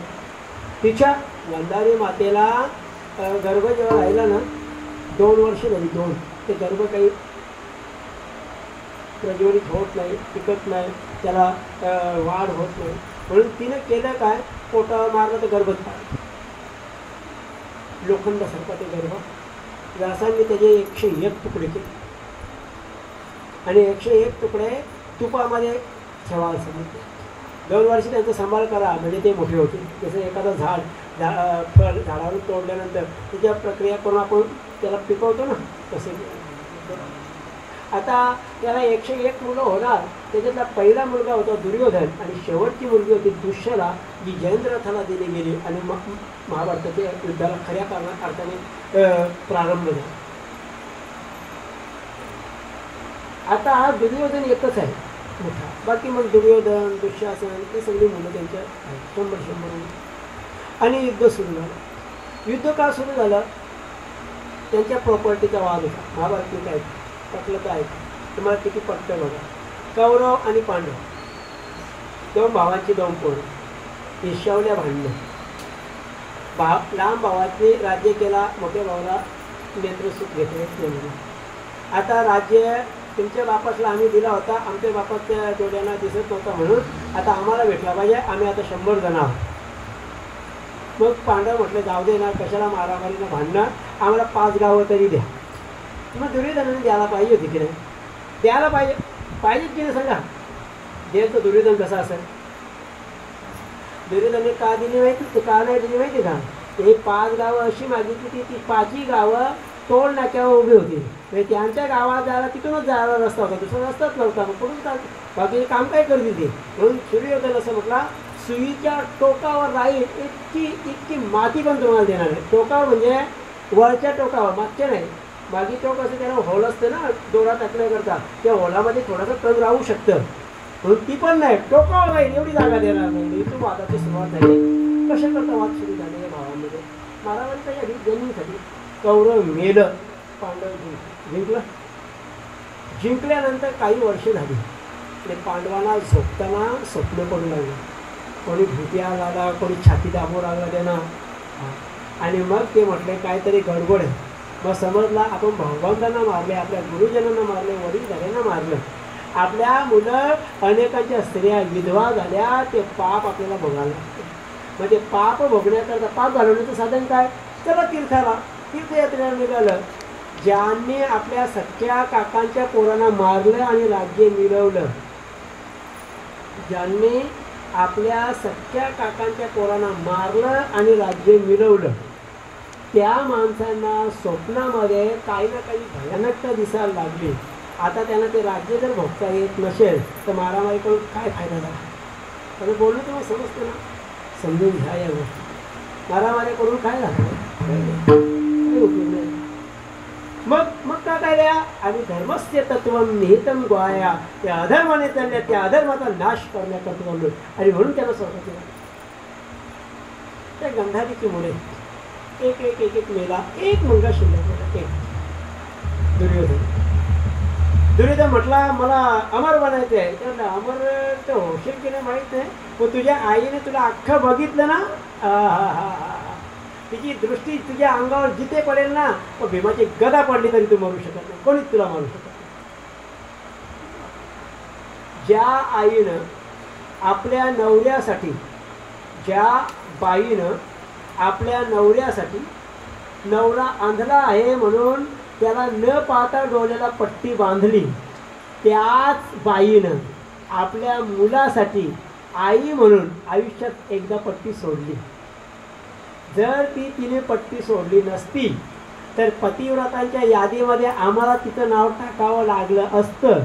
तेवढ्या मोठ्या यादीमध्ये ती न जाता आपल्या मुलासाठी ज्या आरती पट्टी डोळ्याची सोडते, त्या आरती ती मुलाचं काय करते? हित. एकच शब्द मला चालले, बाकी मला काही वाढवायचं नाही. ते बाहेरचे कीर्तन करताच सांगते, एका शब्दावर तसंच चालले. ती हित करायचं होतं. काय झालं? दुर्योधनाच्या मांडीवर लागला, खाली पडला. या घटना घडणार होत्या, अजून घडल्या नव्हत्या. काय झालं? सगळी गेल्यात ना. आता कर्ण गेला, आपला भाऊ दुःशासन गेला, भीष्माचार्य गेले, द्रोणाचार्य गेले, कोणी राहिला नाही, मदतीला कोणी राहिला नाही. तरी द्रोणाचार्याचा मुलगा अश्वत्थामा तिथं तो म्हटला, गुरुजी राजा मला तो एकदा सेनापती बनव. तर सेनापती बनवून तुझी माझं सैन्य आहे कुठं? ते म्हटलं नसले तरी चालेल, मला बनव, मी या पांडवांना कापून काढतो. तुम्ही त्याला बरं वाटलं, कोणीतरी अजून एक तरी फलंदाज आपल्याकडे शिल्लक आहे, मराठी भाषेत करतो. जा संध्याकाळी त्याला कुंकुम तिलक केला, जा. आणि तो अश्वत्थामा तर अमर आहे, तो मरणार नव्हता. त्याला रात्री गेला आणि रात्री द्रौपदी मातेची 5 मुलं झोपलेली होती, त्यांच्या माना कापल्या आणि त्या माना कापून त्या आणल्या पिशवीत. रात्रीचा 1:30 वाजला होता. राजे जिंकलो रे, जिंकलो. विचार करतो लगेच हे पिशवीत मुंडकी आणल्यात त्यांच्या. म्हटला पहिली मुंडकी मला ते भीमाचे दाखव रे, तोच माझा दुश्मन आहे. मुंडकी काढली, 1, 2, 5 रक्ताच्या थारोळ्याने भरलेल्या त्या मुंडक्या पाहिल्या आणि तो उभा असलेला दुर्योधन जमिनीवर फसवलंस रे, फसवलंस, घात केलास. तोंड घात केला. रात्रीला नाईट शिपला गेलो ना, 5 जणांना मारला. आतापर्यंत एकाला एवढ्या लोकांनी मारलं नाही, या पट्ट्याने काम केला, काय घात केला? जेवढा घात माझ्या मित्रांनी नाही केला, माझ्या मामांनी नाही केला, द्रोणाचार्यांनी नाही केला. अरे माझ्या मित्र कर्णाने मला सांगितलं असताना मी तुझ्याबरोबर युद्धाला मदत करणार नाही, तरी मी मैदान सोडला असता. भीष्माचार्यांसारख्यानी मला मदत नाही करणार असं बोलले असते ना तरी मी मैदान सोडला असता. त्यांनी मला न सांगून जेवढा घात नाही केला त्यापेक्षा जास्त घात केला. डोक्यावर परिणाम नाही झाला का? ते मेले, ते एकालाही नाही मारलं, मी पठ्ठ्याने मारले तरी तो असं बोलतो काय केला सांग, काय घात केला मी सांग. आता मी सुंदर उत्तर दिलं, सुंदर. दुर्योधन इतका वाईट नका समजू. दुर्योधन ह्या राजस्वी यज्ञामध्ये, पांडवांच्या राजस्वी यज्ञामध्ये कृष्ण परमात्मा जेवलेल्या पत्रावल्या उचलत होता. त्या यादीवर दुर्योधन खजिनदार होता, हे विसरू नका. देवाने दुर्योधनाला खजिनदार बनवलं का? पांडव म्हणाले देवा तुम्ही त्याला खजिनदार, तुम्ही गप्प बसा, राहू दे त्याला खजिनदार. मग दुर्योधनाने विचार केला खजिनदार बनवले, मग कशाला भावानं सांगायचं, इथंच राहत होतो. आणि सकाळी उठल्यापासून असा सोनदान करता, काय पाहिजे भात घेऊन जा, काय पाहिजे वरण घेऊन जा, सोनं पाहिजे पैसा पाहिजे असं भरपूर द्या. संपत का नव्हता. त्याच्या डोक्यात असं होतं यज्ञ चालू आहे, जर संपत्ती एकदा संपली की यज्ञ अपूर्ण राहील, आणि यज्ञ एकदा अपूर्ण राहिला की यज्ञाचे देवता पांडवांना शाप दिली, आणि शाप दिले की हे मरतील. मग आपलं काम ठीक, आपण जिवंत म्हणजे आपल्याला सत्ता मिळेल. आणि म्हणून या दुर्योधनाने ते जाण्याची सुरुवात केली. पण दुर्योधनाच्या हातावर माशाचं चिन्ह होतं, आणि ज्यांच्या हातावर उजव्या गतीचा माशाचं चिन्ह असतं त्याने एकदा दिलं की ते कैक पटीने वाढतं. त्यामुळे त्याने दिला की सकाळी परत ते भरायचं, तर देण्याचा पुण्य पांडवांना मिळायचा. मग दुर्योधनाने विचार केला काय करावं हे का वाढतं. त्याने जाऊन मामाला भेटला. मामा माहिती आहे ना त्याचा, कंस मामा, हा मारीच मामा, शकुनी मामा, ठीक आहे तो पण चालला. शकुनी म्हटलं कुठे रे, तुम्ही दिसत नाही, 7-8 दिवस झाले. कामाला लागलो आहे खजिनदार. माणसाला पद दिलं ना, पद ती रिकामी बादली घेऊन जातात, वाढू का पद पाहिजे बस. धन्यवाद. एकही पद नाही या गावामध्ये. हा मस्त मंडळ. गोव्यात पण त्याच आहे ना, अजून गोव्यात पण त्याच आहे का घुसली. माझी अशीच मत आहे, तेव्हा तुम्ही पदा नाही घालला त्या खूप चांगले असते. सकाळी फॉर्म भरायला ते महाराज या गेलो, ते एकाचे याचा बिल्ला, एकाचे त्याचा बिल्ला, ते सगळे एकत्र. ते दोघांना म्हणलं अरे तुम्ही ते मस्त तुमचे कोर्टाने तर केसी चालल्या मागच्या मारामारीच्या, मग तिथे नेत्याला सांगा ना आता सोडवाला ते केसी. तुमचा नेता आहे ना तो हरामखोर म्हणून तुमचे नेते का नाही सोडत तुम्हाला. पण तुमचे भांडणाजवळ आहेत तोपर्यंत त्याच्या कोल्या भाजल्या. तुम्ही नगर शेवटी ते काय खरं झाले काय पडत नाही, मी बस तसं ठीक आहे तुमचं कल्याण हवं. कल्याणमध्ये फॉर्म भरायचा आहे, तुमचं कल्याणच होतं. राजकारण या शब्दाचा खरा अर्थ आहे स्वार्थ. स्वार्थी माणसाला तो लाभदायी आहे, आणि स्वार्थी माणूस अंतिम टप्प्यात फक्त दुःख भोगतो. वाक्य काय, स्वार्थी माणूस, चापलूसी माणूस जीवनात फक्त दुःख भोगतो. एकतर खोट्याने संपत्त्या गोळा करायच्या, इतक्या करायच्या ते करताना रात्रभर गाळवाचा, दिवसभर झोपायचा नाही. आणि मग त्या गोळा केल्यावर कोणीतरी ईडी लावेल म्हणून परत ते संपत्त्या वाचवण्याकरता याचे त्याचे पाय पकडायचे. आणि मग एवढे याचे टेन्शन झाल्यामुळे, डायबिटीज झाल्यामुळे डॉक्टर म्हणतात तुम्हाला मुगाचा रसा प्यावा लागेल. करोडोंची संपत्ती असून मी आज श्रीमंत लोक पाहिली, हे गुंड आहेत, हे हरामखोर आहेत, ज्याही दुसऱ्यांच्या संपत्ती सरळ लुटल्या, लोकांना शेतकऱ्यांना हिस्सा न देता त्यांच्यावर बिल्डिंगी बांधून दमदाटी केल्यात. ते मुगाचा रस पितात. त्यांच्याबरोबर फिरणारी ती भूता, ती हॉटेलमध्ये 12-12 हजारचा बिल बनवतात. शेट द्या बिल, तो देतो. पण तूच मुगाचा रस का पितं, पण तू पाप केले तुला भोगायचा आहे, त्याला नाही. म्हणून सत्यांची हिशोब व्यवस्थित असले नाही. ज्या दिवशी माझ्या नजरेत हा माणूस चुकीचा दिसेल ना, तर पट्टी एकतर तुमची एकदम माझी. मी मैदानाची नाही. उद्या आपल्या गौशालेवर, उद्या 3 तारीख आहे, 3 मे पासून 18 मे पर्यंत चिदानंद सरस्वती गौशाला दिंडीगड संत काशीनाथ बाबा गौशाला इथे विद्यार्थ्यांसाठी, लहान मुलांसाठी शिबिर चालू होतोय. आपली मुलं असतील ते मामाच्या गावाला झुंजू गाडी काही नेऊ नका, तिकडे नेऊन ठेवा. तिकडे गेल्यावर केवढा तरी बोलेल माझ्या पप्पांनी गणपती आणला, न्या तिकडं जरा ठेवा त्याला तिकडं. तुमच्या मुलाला तिथं गेल्यावर गीता येईल की नाही माहिती नाही आम्हाला, तुमच्या मुलाला हरिपाठ येईल की नाही माहिती आम्हाला.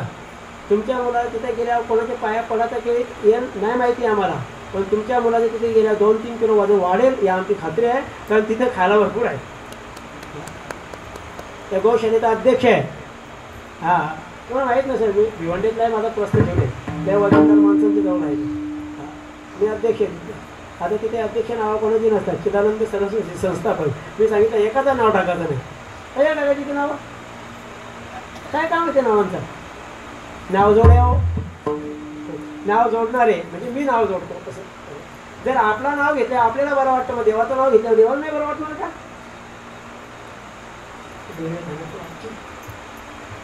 अरे फसवलंच रे तुम्हाला. फसवलंच. घात केलाच रे. घात केला. जो घात माझ्या कुलगुरू कृपाचार्य त्या द्रोणाचार्य भीष्माचार्य माझा मित्र माझे भाऊ यांनी नाही केला. ज्याने आम्हाला सतत संपवण्याकरता प्रयत्न करून ज्यांनी शपथ घेऊन आला त्या मामानं आमचा घात नाही केला. तेवढं तू मोठा घात केला.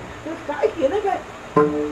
अरे तू त्या मुलांना मारला. अरे ते पार्टीचे आहेत ना. अरे ते पार्टीचे असले तरी ते युद्धात नव्हते.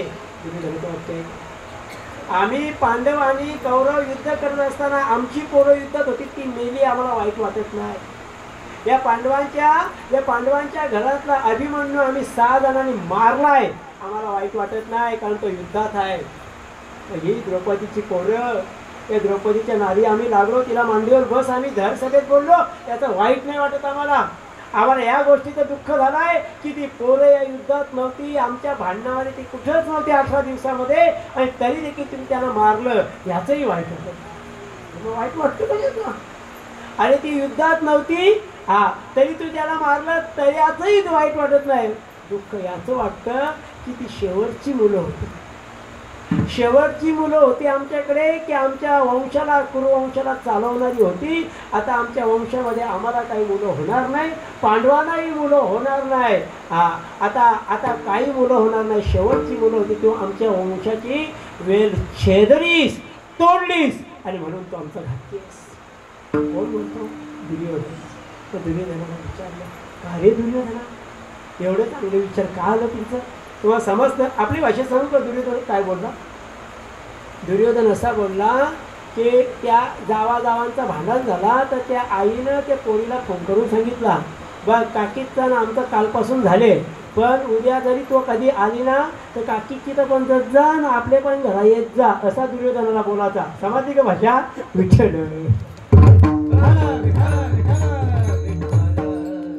मम्मी असा फोन करतात बाय या आठवड्याने येऊ नको. आपल्याला इकडच्या जिना बनवायचा. तिथं डबरीचा थोबाड बघू नको. डबरी चावल मागायला तिच्याकडं. पाहुणी आली तर खुर्ची तिच्या घरच्या आणाला तर डबरी. असं नसतं ना.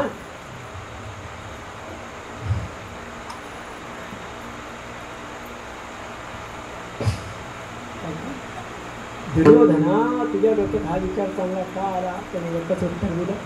माझ्या आईने माझ्या त्या मैत्रिणीने पाहिलं त्या दुर्योधनाचं हित करण्याचं काम कोणी केलं. आईने. बोला ती आईला वाईट.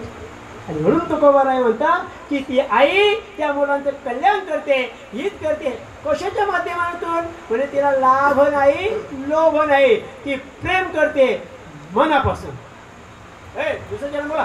ऐसी कळवल्याची जाती ऐसी कळवल्याची जाती ऐसी कळवल्याची जाती ऐसी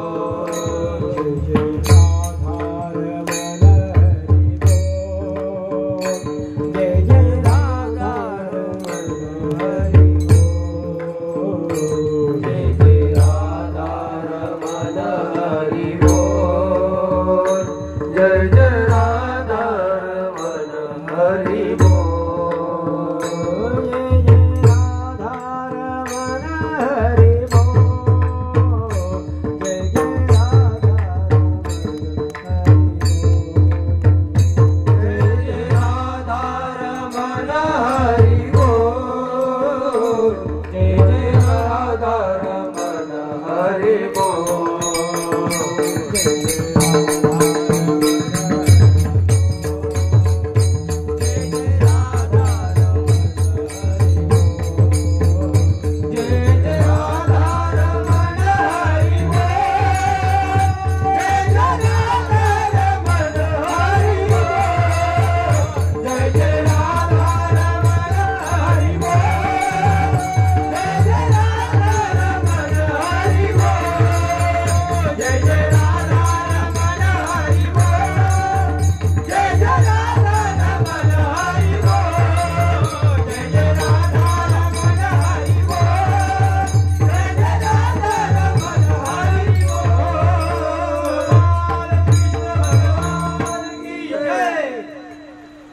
लाभाविन प्रीती काहीच नाही प्रेमामध्ये काही नाही. प्रेम हे देवाचे देणे. प्रेम फक्त देवाचं देणं. प्रेम असतं ना ते प्रेमामध्ये मागणं नसतं, प्रेमामध्ये देणं असतं. माझा तुमच्यावर जाम जीव आहे, चला चहा पाजा. जाम जीव आहे चहा पाजा बोलतो. माझा जेव्हा ते बोलतात ना, म्हणजे ते बोलतात ना तुझा माझ्यावर भरोसा नाही का, काय तिथं ना हां सोनू तुझा माझ्यावर भरोसा नाही का, कसं असं काय ना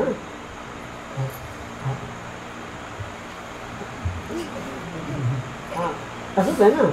जेव्हा भरोसा नाही हा शब्द जेव्हा येतो ना तेव्हा ते प्रेम नाही ना. प्रेमामध्ये ऐका, प्रेमामध्ये त्याचे सगळे गुण स्वीकारण्याची ताकद राहते. तो कसा आहे असं, मग त्यांनी छेड काढल्या तरी, त्याने गळ्यात गळे घातले तरी, त्याने मडकात फोडले तरी, त्याने त्यांच्या वस्तू पळवल्या तरी, आणि त्यांनी जर त्याचा चेंडू आपल्या निरीत लपवला नसला तरी तो यांच्या निरीमध्ये माझा चेंडू आहे आणि मग निरी ओढले तो चेंडू खाली पडतं असं असलं तरी, म्हणजे दुःख त्याच्या वाट्याला नाही होता माझ्या वाट्याला यावं हे तिच्या जीवनामध्ये लाभ नसला तरी त्याला म्हणतात प्रेम. ते दोघं गेले हॉटेलमध्ये, तो बोलतो तू बिल दे ना, ती बोलतो तू बिल दे. अरे प्रेम काय तुमचा? प्रेमाची व्याख्या काय म्हणले, प्रेम देवाचे देणे करी लाभाविन प्रीती. कोण लाभाशिवाय प्रेम करते? पण त्या जगतामध्ये आईच करते. तुझं काय लाभ? गंगेचं काय लाभ या मुलांना मोक्ष देण्याचा? कोण वस्तू कुठले, मला काय शाप लागले मी चालले ना, पण चालले ना मी तिकडे चालले ना, मला शापावले पण जाताना चांगलं करावं म्हणून तिने तिकडे मला 2 वर भेटलेत ना चांगले, मग 2 वर मी चांगल्यासाठी वापरेन. ज्याने दिलेत त्यांचं घरानं चालवण्याकरता देईन. मला एकदाच पट्टी सोडायची ना, सोडीन. त्या पट्टी सोडल्यानंतर पिढ्या चांगल्या निघतील.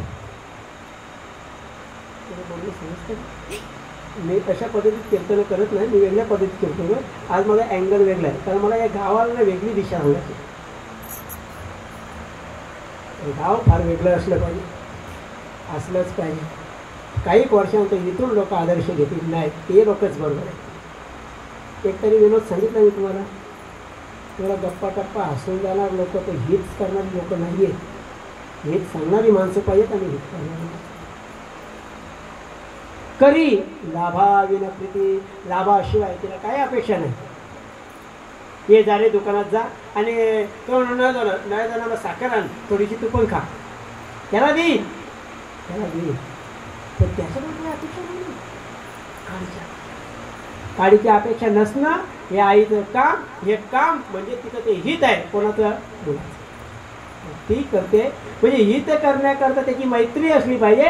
मैत्री ही प्रेमाने असली पाहिजे, त्याच्या अजिबात कुठल्याही प्रकारचा संशय नाही. 10 ऑक्टोबर 1998 मध्ये माझी एक दोस्त आहे, तिच्या एका पत्रातलं वाक्य आणि खूप लोक आहेत. ते म्हटली मैत्री अशी असावी, निस्सीम, निस्वार्थ, निशंक, शंका नसली पाहिजे, स्वार्थ नसला पाहिजे, निश्चिंत असली पाहिजे आणि तिथं निरअहंकार असला पाहिजे. 4 गोष्टी जी असते तिला मैत्री म्हणा. आईचं काय लाभ त्याच्यावर? काय संशय आहे त्या मुलावर तिचा? तिथं त्याच्यावर संशय आहे का? अजिबात नाही. आईचा मुलावर संशय नाही. लोकांनी सांगितला तुझा मुलगा दारू पितो, माझा पोरगा दारू पिणार नाही. मग त्यांनी सांगितलं थांब, तू खरं नाही मानत ना, ते मग बाटली घेऊन बसले, फोटो दाखवला. त्याही पाजली असेल म्हणून. किती ध्यान त्याला का तर माझा पोरगा तसा नाही. परत पुढे ते पैत नाही गटारात पडले त्याही ढकलला असं 3 अकावा माशी बसू द्यायला तयार नाही. हे बघ हातात बाटली घेऊन जात त्या तसं कधी कधी हाजीन तसा नेहमी ना हा माझा पोरगा म्हणजे ती शेवटपर्यंत मला याला काय म्हणतात लाभा त्याला अवगुण स्वीकारायला तयार. शास्त्राने एक वाक्य सांगितलं ऐका पटकन तुम्हाला नाही पटलं तुम्हाला माहिती नाही पटलं तर ऐका नाही पटलं तरी कुठे फरक पडतं. शेवटची 14 मिनिटं वाक्य धरलं 14 मिनिटं वाक्यात एक शब्द ऐकलं तरी बरं वाटलं असेल आम्ही नुसता सुटलो यांच्या कसाड्यांच्या.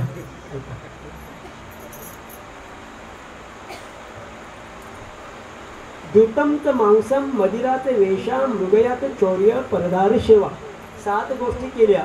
एतानी 7 व्यसनानी लोके घोराती घोरम नरकम नयंती ही नरकात जातात.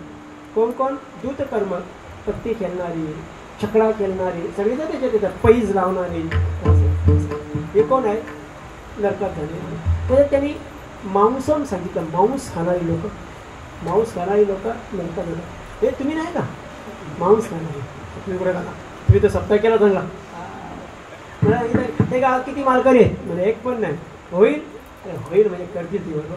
पण घरात चुलात पेटवायच्या नाही तर चूल एकच ठिकाणी पेटणार आहे खातील कुठं प्लॅनिंगच तशी होती. आणि लोकांनी खास करून महिला वर्गांना धन्यवाद की त्यांनी घरात काही इकड तिकड बनवला नाही. इकड तिकड म्हणजे तिकड पण नाही बनवलं बिचारे. मदिराचे वेशा मदिरा दारू इतके हानीचे आहे. कृष्ण परमात्मा कोणालाच नाही कारण या कृष्णाची जी भावकी होती ती दारू पिऊन मिळली माहिती तुम्हाला. वारुणी नावाची दारू पिऊन ते लोक या भालुका तीर्थात आंघोळीला गेलेले एकमेकाच्या अंगावर पाणी उडवता गचांड्या पकडू लागले. मारामारी सुरू झाली. बाजूला ती पाठी पडले होते गवताच्या त्या घेतल्या आणि त्याच्यात एकमेकाला कापून एकाच दिवसात 56 कोटी यादव मेले. त्याचं कारण होतं ही दारू. ही ती दारू आहे. शुक्राचार्य मेलेल्या माणसांना जिवंत करत होता. त्या शुक्राचार्यानं कचाला जिवंत करण्याकरता प्रयत्न केले तर कच त्याच्या पोटात होता पोटात. अरे जर मला याला जिवंत केलं तर माझा पोट फाटल आणि मी मरण. मी त्याला जिवंत करणार नाही. देवयांनी तू माझी मुलगी आहे तुझा जरी त्या कचा प्रेम असला तरी मी त्याला जिवंत करणार नाही मी मरण. हे पोरी पोट आहे त्याच्यात पंखा मोडला त्यांचा कोण भरून द्याल.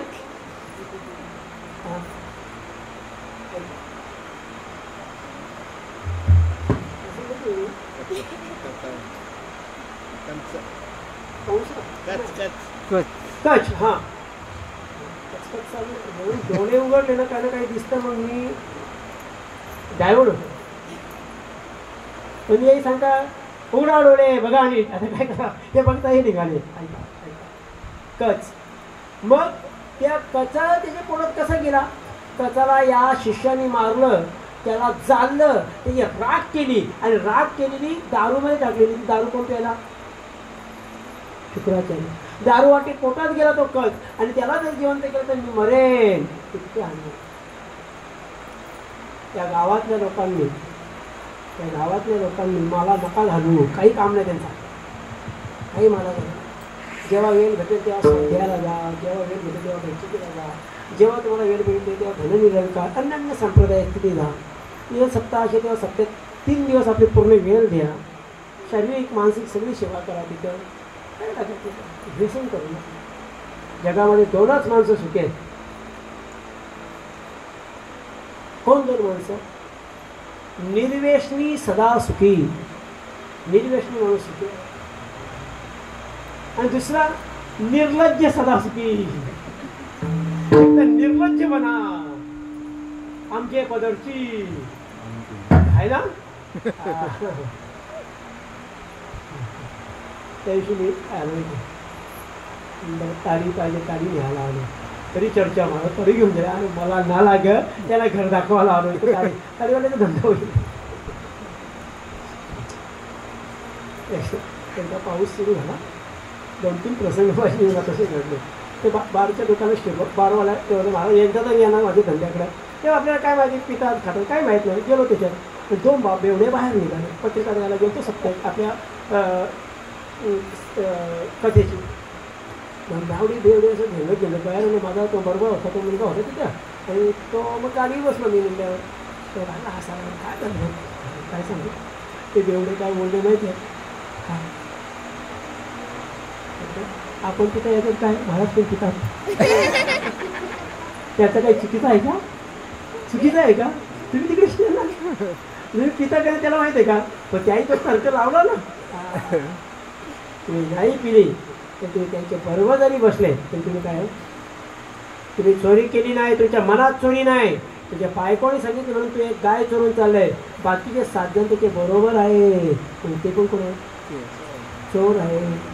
तुमची काहीच संबंध नाही तरी हे चोर तुम्हाला सांगत असेल यो बटन दाबा तो बटन दाबा आणि तुम्ही त्यांच्या वेळेला भाल्ले गेले असाल तर तुम्ही कोण कोण कोणाला मतदान करा हे सांगतो मी तुम्हाला.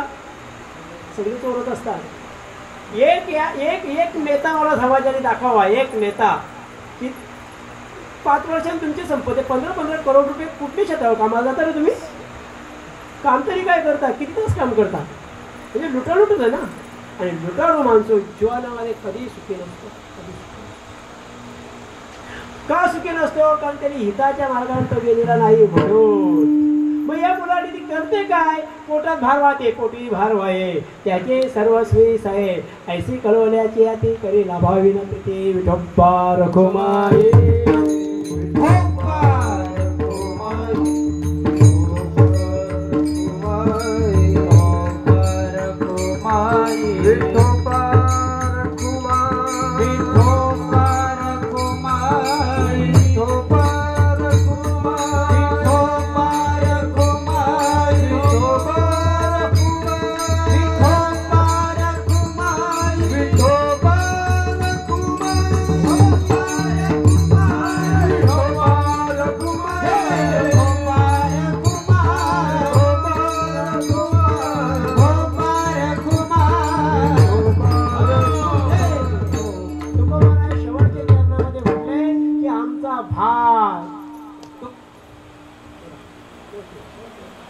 तुका म्हणे माझे तुका म्हणे माझे तुका म्हणे माझे तुका म्हणे माझे तुका म्हणे माझे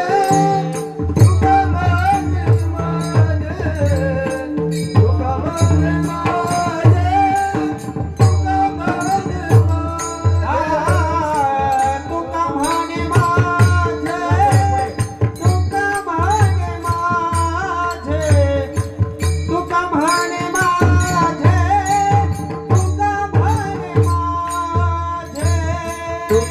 म्हणे माझे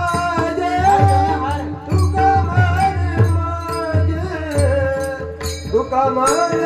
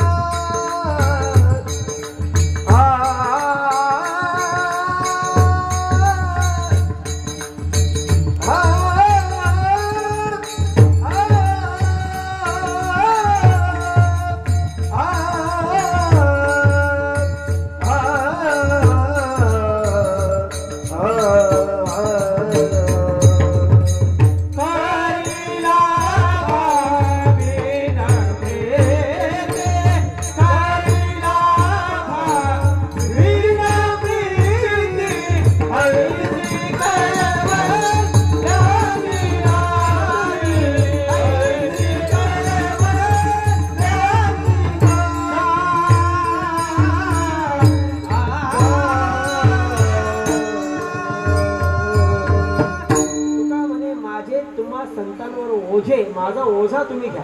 म्हणजे ओझा आपला नसता, ओझा दुसऱ्यांचा असतं. आपण 10 किलो साहित्य घेऊन चाललोय आणि चाललोय आपण. इतक्यात कोणीतरी म्हटलं आमची पण 2 किलो पिशवी जरा घरी घेऊन जा. हां तुमचा ओझा नेऊ मी. 10 किलो चालवलं तू 10 कोटीचं झाला का त्याला ओझा नाही. मग आपल्या वस्तूचा कदापि ओझा होत नाही. वस्तूचा कोणाचा ओझा होतो? दुसऱ्यांच्या. पण तो म्हटला नाही नेणार. म्हटला 2 किलो ताडगोले त्याच्यातल्या आमच्या घरी ने, अर्धा किलो दे त्यांना, अर्धा किलो तुला ठेव आणि काकासाला 1 किलो दे. मध्ये म्हटलं चालेल. असंच आहे ना. म्हणजे जेव्हा फायद्याचा असला तेव्हा ओझा काय ड्रमचे ड्रम द्यायला तयार होतो मी. तसं आमचं ओझं तुम्ही घ्या. का? पोटी भारवाये त्याचे सर्वस्वी साये ऐसी कळवल्याची आती करी लाभावी प्रीती. ती पोटात आपल्या मुलाला भार होते म्हणून. शेवटचं उदाहरण तुला थांबतो. शेवटचं उदाहरण कलवण दादा, शेवटचं उदाहरण आहे. हां थांबणार मी. तर तू लगेच ओळख तर मला बघा सोना तुझ्या गळ्यात असतं ना. सुवर्णदेव प्रसन्न हो. काय आई असतं ना, काय संस्कार. तो शाळेत त्याला तसाच होता नाही. तो नुसता काही ना काही उचापते करायचा. त्याची आई मी हेडमास्टर. आणि मग तो असं त्रास द्यायचा. असं विद्यार्थी असे शिक्षक त्याला येणंच समजले. इकडे लाव तिकडे वायर लाव असं त्याचं चालायचं. बल बनवण्याच्या नादात तो असं त्या बलमध्ये वायर कुठली टाकायची, कुठली चांगली, कुठल्या धातूची चांगली ती शोधायचा. मग सगळी त्याला येडा समजायला येडा. त्याला लोक येडा बोलतात म्हणून त्याच्या आईनं त्याला शाळेतून काढला आणि स्वतः शाळा सोडली. हेडमास्टरी होती ती. आणि मग करता त्या पोरानं बलमध्ये कुठली तार टाकायची जे 300 तारा लावल्या त्याने. तेव्हा त्याच्या वाटेला 1 तार लावली. तिचं नाव होतं टंगस्टनची तार. आणि त्याचा परिणाम असा होता, एका येड्या समजलेल्या पोराला आपल्या शहाण्या आईने असा संस्कार केला की आज जगातले जेवढे दिवे पेटलेत ना त्याचा उपकार त्या आईच्या एडिसनची ती आई. आपल्या देशातला इतिहास आहे. तो कलकत्त्याचा या कालीमाता कलकत्ता त्या प्रांतातला एक वकील होता विश्वनाथ दत्त. त्याची पत्नी भुवनेश्वरी. त्यांना एक मुलगा झाला ज्याचं नाव आहे नरेंद्र. तो रोज शाळेमध्ये टांग्यामध्ये जायचा. आता आपल्याकडे असं ना टमटमवाला तो रिक्षावाला तो पोरांना सोडायला तसं. आणि मग त्याच्या घरी यायला भरपूर लोक विद्वान लोक यायची. काही वकील यायचे, काही इंजिनियर लोक यायचे. एक दिवस अशी घरामध्ये सभा भरली होती. आणि इतक्यात तो मुलगा घाई आला. आणि बाबांनी आवाज दिला, ए नरेंद्र इकडे रे. काय बाबा काय नाही. तर बाबाला असं वाटलं माझा मुलगा मोठा होत चालला. आता 5-8 वर्षाचा होता नाही. आता तो माझ्यामध्ये काहीतरी सांगेलच ना की चांगलं काहीतरी. म्हणून बाबांनी त्याला विचार, ए तू मोठं झाल्यावर काय होशील? बाबा मी मोठं झाल्यावर ना. हां हो तू मोठं झाल्यावर काय? म्हणजे त्याला असं वाटतं मी पण जज बनेल, वकील बनेल, असं काहीतरी उत्तर येईल. तो म्हटला मुलगा, बाबा खरं सांगू मी मोठा झालो ना टांगेवाला बनेल, म्हणजे रिक्षावाला. आता जे रिक्षावाला काही वाईट माणूस नाही, कष्टाने कमवतात. ते खड्डे सरकारच्या पडल्या, त्यांच्या कमरावरून झाल्या. ज्या सरकारला आपण खड्डे बांधायचे पैसे दरवर्षीचे टॅक्समध्ये देतो, ते हरामखोर लोक आपल्याला खड्डे बुंजवत नाही. चुकीचे ते लोक आहेत. मी अजून तुमच्या गावात बोलत नाही. मी जेव्हा बोलतो ना ते उठूनच निघतात. त्यांची आपल्याला काही बोललं तर आम्हाला कोणालाच बोलायचं नाही, बोलण्याची इच्छा पण नाही. आम्ही टॅक्स भरतो. तुमची कामं आहेत गटर बनवणे, रस्ते बनवणे, त्याचं बिल भरतो आम्ही. आमच्या लाईटमध्ये जर पिवळ्या वायरमध्ये लाल वायर नाही घुसले अजून. आम्ही चोर नाही आहोत. आणि म्हणून माणसाने सज्जनतेने राहिलं. वडिलांना राग आला तो रिक्षावाला म्हणतो, एवढे लोकांसमोर माझा अपमान झाला, चापट मारली, सभा बरखास्त, सगळे निघून गेले. विष्णूला दत्त रागाने निघून गेला. तो मुलगा रडत रडत जाईल. कुणाचा तो रडत मम्मीकडे गेला. आईकडे गेल्यावर आईने डोक्याला हात पुसवला, फिरवला, त्याची बॅग काढली. काय झालं?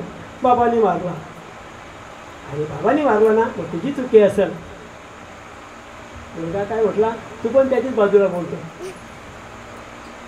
ती आई बोलते तुझी चुकी असेल. मुलगा तर तू त्याच्या बाजूने बोलतो बाबाच्या. आई बोलले तुझ्यापेक्षा जास्त मी त्याला ओळखतो. तुझ्या बापाला तुझ्यापेक्षा जास्त काळ मी त्याच्याबरोबर काढले. आमची आई असेल तर मग ती तसंच मीच कसं तरी दिवस करता, कसं तरी मग तरी ती वटपौर्णिमेला फिरे कशाला मारता अजून.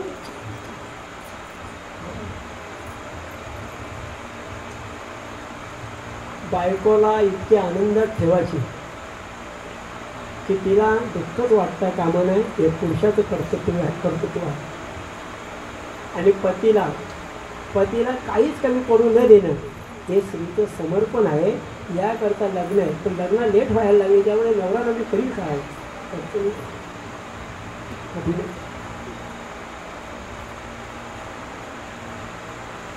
त्याच्या मारल्यावर आई जवळ गेला. आई म्हणते तूच चुकीचा. काय झालं सांग. काय नाही, मी घरी आलो. मग त्यांनी मला बोलवलं. त्यांनी मला प्रश्न केला, मोठा झाल्यावर काय होशील. मग मी उत्तर दिलं टांगेवाला. आणि मग बरोबर आहे ना, तुझा वडील वकील, एवढी लोक त्यांना मानतात, सरकार त्यांना मानतं, आणि तू त्याच्या विरोधात चाललाय. तू वकील झाला पाहिजे, तू इंजिनियर झालं पाहिजे, तू डॉक्टर झालं पाहिजे. आई तू पण तशीच. मग चल जेवू. मी जेवणार नाही. जोपर्यंत तू मला टांगेवाला हो असं बोलत नाही ना, तोपर्यंत जेवणार नाही. नरेंद्रची भूमिका. तूही आपल्या मतावर ठाम आहे. मी जेवणार नाही. आई म्हणतो चल रे जेवण. त्या आईनं टाटलीभर ते जेवण घेतलं आणि हॉलमध्ये आली. बरोबर चिवचा, माऊचा, काऊचा नाही, मी टांगेवालाच बांधणार. काय हो बोलायला काय अडचण होती का. पण ती आई पण तेवढी सच्ची होती. आई म्हटली तुला टांगेवाला बनायचं ना. मग मी सांगितलं तू सांगशील तसं बनेल, पण टांगेवाला ठरलं. मग आईनं त्या मुलाला घरामधल्या एका चित्राकडे इशारा करत सांगितला, तो टांगेवाला दिसला का तो. हां तसा टांगेवाला बन. आई मी तसा टांगेवाला बनेल, पण तो आहे कोण. तेव्हा आईनं उत्तर दिलं, तो मागे बसले तो अर्जुन आहे आणि पुढे बसले तो कृष्ण आहे. जगाचा रथ त्याने हाकला तसं तो हाक, असं त्या नरेंद्रला सांगितलं. तेच नरेंद्र पुढे जाऊन स्वामी विवेकानंद बनले. हे आईचे संस्कार आहे. शेवटचं उदाहरण देतो ना, थांबतो. तुम्ही जेवढे लेट चालू केले तेवढी लेट चालणार मी. माझी एक सवय आहे, जेवढी वेळ मला पाहिजे 2 ते 2 तास खाणार नाही. आता स्वामी विवेकानंद जगामध्ये अशी प्रवचनं द्यायला लागली जगामध्ये. मग स्वामी विवेकानंद की जय, स्वामी विवेकानंद की जय असं चर्चा सुरू झाली. नाही मग स्वामी विवेकानंद ज्ञान आहे, मग स्वामी विवेकानंद आपल्याला काहीतरी देतील म्हणून काही लोक त्यांना भेटायचे, पण विवेकानंद काही देत नाही.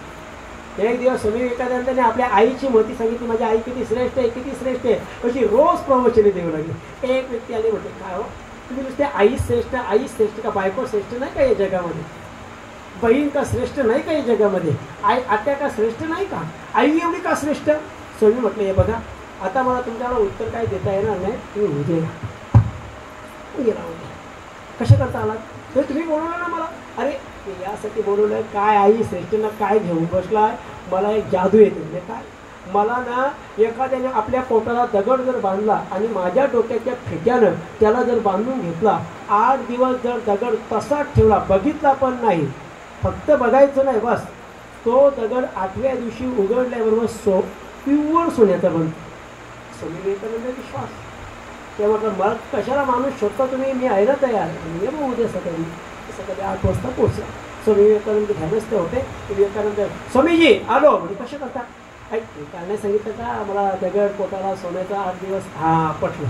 स्वामीजी म्हटलं मग दगड आणला का नाही, मग जातो बाहेर गेला तरी 2 किलोचा दगड उचलला आणि पायरी चढणं इतकं त्याने आठवला. 2 किलोचा जर बांधला तरी 8 दिवस ठेवायचा आहे. 3 किलोचा बांधला तरी 8 दिवस ठेवायचा. फेकला 2 किलोचा नाही, किती किलोचा घेतला? 3 किलोचा आणला. आणि स्वामीजी म्हणा बरं ते असं नाही, त्याला धुवावं लागतं. धुतला तर त्याच्या पोटावर ठेवला. पोटावर ठेवल्यानंतर त्या पोटाला असं फेट्याने कसं असं बांधून घेतला. पथ्य काय? काही पथ्य नाही, फक्त बघायचं नाही पिवळा किती झाली ते बघायचं नाही. 8 दिवस तसंच राहायचं. खायचं काय? बोलायचं नाही. काही खा, काही प्या, कुठंही फिर. स्कूटीवर आला होता, आता पोट फुगला नाही असं झालं. बाईने खिडकीतून बघितलं पोट फुगला. कोणी फुगवला होतं नवऱ्याला. दरवाजा उघडल्यावर तो म्हटला बोलायचं नाही, कल्याणला जा ना, सोनाऱ्याला किती कोणाची करायची ते करून घे, जा ऑर्डर दे, सांग त्याला 10 दिवसात पैसे दे. त्याला ती पोरगी नाही. पिंटी तू बोलली ना पप्पा मला चांगला क्लासला मुंबईचा तो जाऊन सांग 8 दिवसात पैसे दे. तर पोरगा आला, पोरगा पप्पा काय माझ्याकडे काय आहे ते बुलेट टी, ते फटफटवाली तिघा ऑर्डर दे. ऐकू म्हटली शरीरावर म्हणजे पोटावर परिणाम झाले असं मला वाटलं, डोक्यावर परिणाम झाले ना, तिला काही पडली समजेल ना. तो म्हटला गप बसा, अजून समजेल तुम्हाला काय चाललं, कोणाला सांगायचं नव्हतं. त्याला 1 दिवस झाला, दुसरा दिवस झाला, तो पोट घेऊनच फिरायला. चालायला प्रवास होता. 3 दिवस 3 किलोचं वजन सरकलं की असं धरून चालायचं मस्त. 4थ्या दिवशी त्याला असं वाटलं ना सोडावं.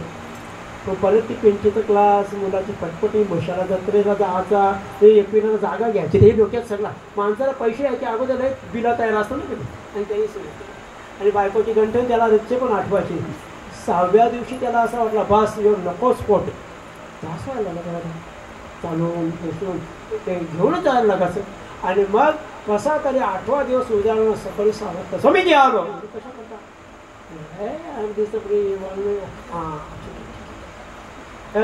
सोने होणार आहे ना, डोळे बंद कर. स्वामीजींनी एक पट्टी सोडली ना, मग यादी एक पट्टी सोडताना गुड्डीचा क्लास, फटफट, गंठन, मशाची जत्रा, एकेरीचं प्लॉट, त्या भावानाची जिरवाला डिझे असा. आणि मग त्याने ते खोलल्यावर डोळे उघडल्यावर त्याला चक्क तिथं बघितलं नाही तर दगडातच होता. उचलला ना स्वामींच्या अंगावर फेकायची तयारी. काय तुम्ही स्वामी खरे बोलणारे महात्मे, कसा दगडाचा झाला, सोन्याचा का झाला नाही? तुझा प्रश्न काय होता? तू काय बोलला होता? आई जगात का श्रेष्ठ असा प्रश्न होता. अरे 8 दिवस 3 किलोचा जसा दगड बांधायचा आहे तरी कुठला थकला मुराडलास. ती आई 9 महिने 9 दिवसामध्ये त्या मुलाने काय खावं, काय प्यावं, कुठं जावं, कुठं न जावं हे सगळे पत्ते पालते, म्हणून ती कळवल्याची येते. तुझ्या ध्यानात येतं? माणसं बघितली संगीता, 4 भावांची आई. तर म्हटलं बरं चला आई गेले महाराज, त्याच्या वाटेला सगळा खर्च त्यांनी करायचा ना का. आम्ही 3 महिने वाटून घेतले ना आईला, 12 महिन्याचे 3 महिने काही झाला तर त्याचा तिचा खर्च त्यांनी करायचा. महाराज त्याच्या वाटेला त्याची असताना मेले ना, सगळं त्यांनी करायचं, काही देणार ना, नको देव मैदान सर. आई जगाचं सगळ्यात पवित्र स्थान. तुमच्या आया कशात मला माहिती आहे, आमच्या इथं. आणि काय गरिबी जीवन जगलेली माणसं आहोत. म्हणजे रात्रीचा शिला भात सकाळचे चहामध्ये टाकायचा ना, मग तो खायचा, अशी माणसं. आता ज्या पितीच नाही आपण, वागतो ना मी. म्हणून ऐसे कळवल्याची अति कमी लाभा विनती. ज्ञानेश्वर माऊली, ज्ञानेश्वर माऊली, गुरुनानराज माऊली,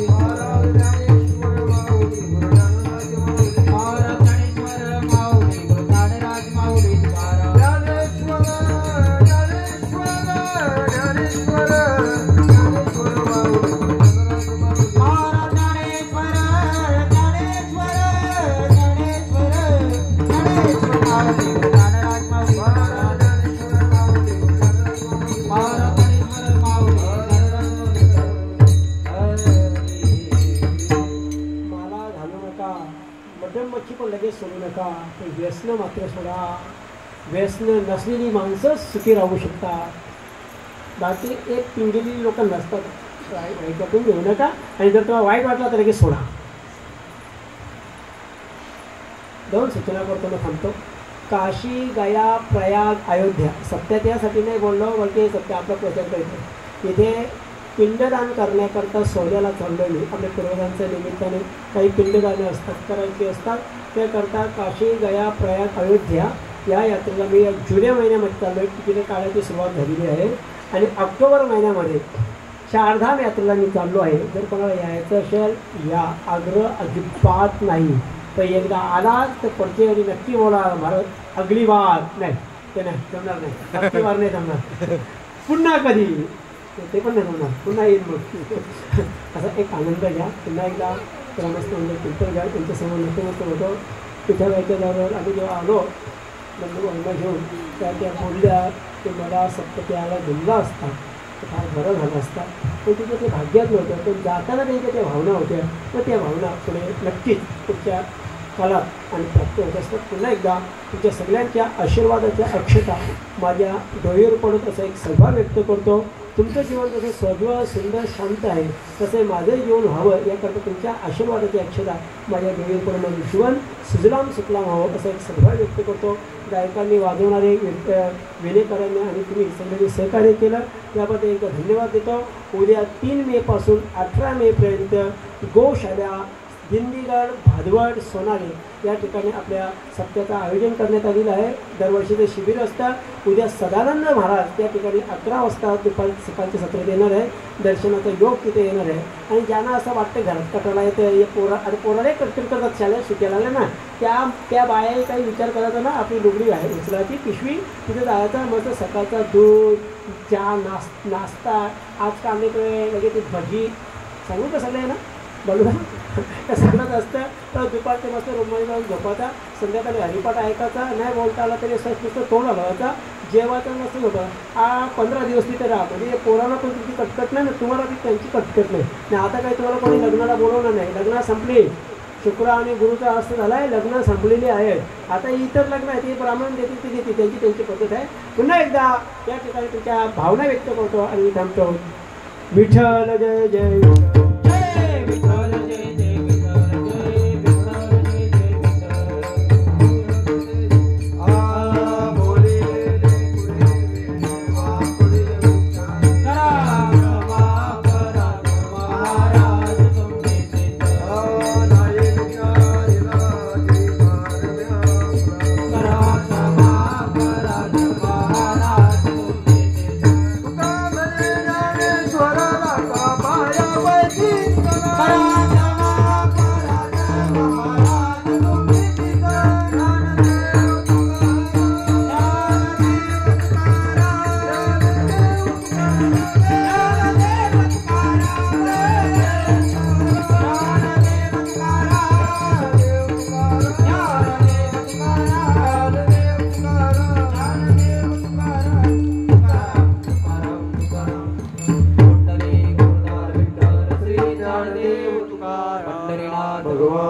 ज्ञानेश्वर महाराज, जगद्गुरु तुकाराम महाराज, छत्रपती शिवाजी महाराज, जय श्री राम.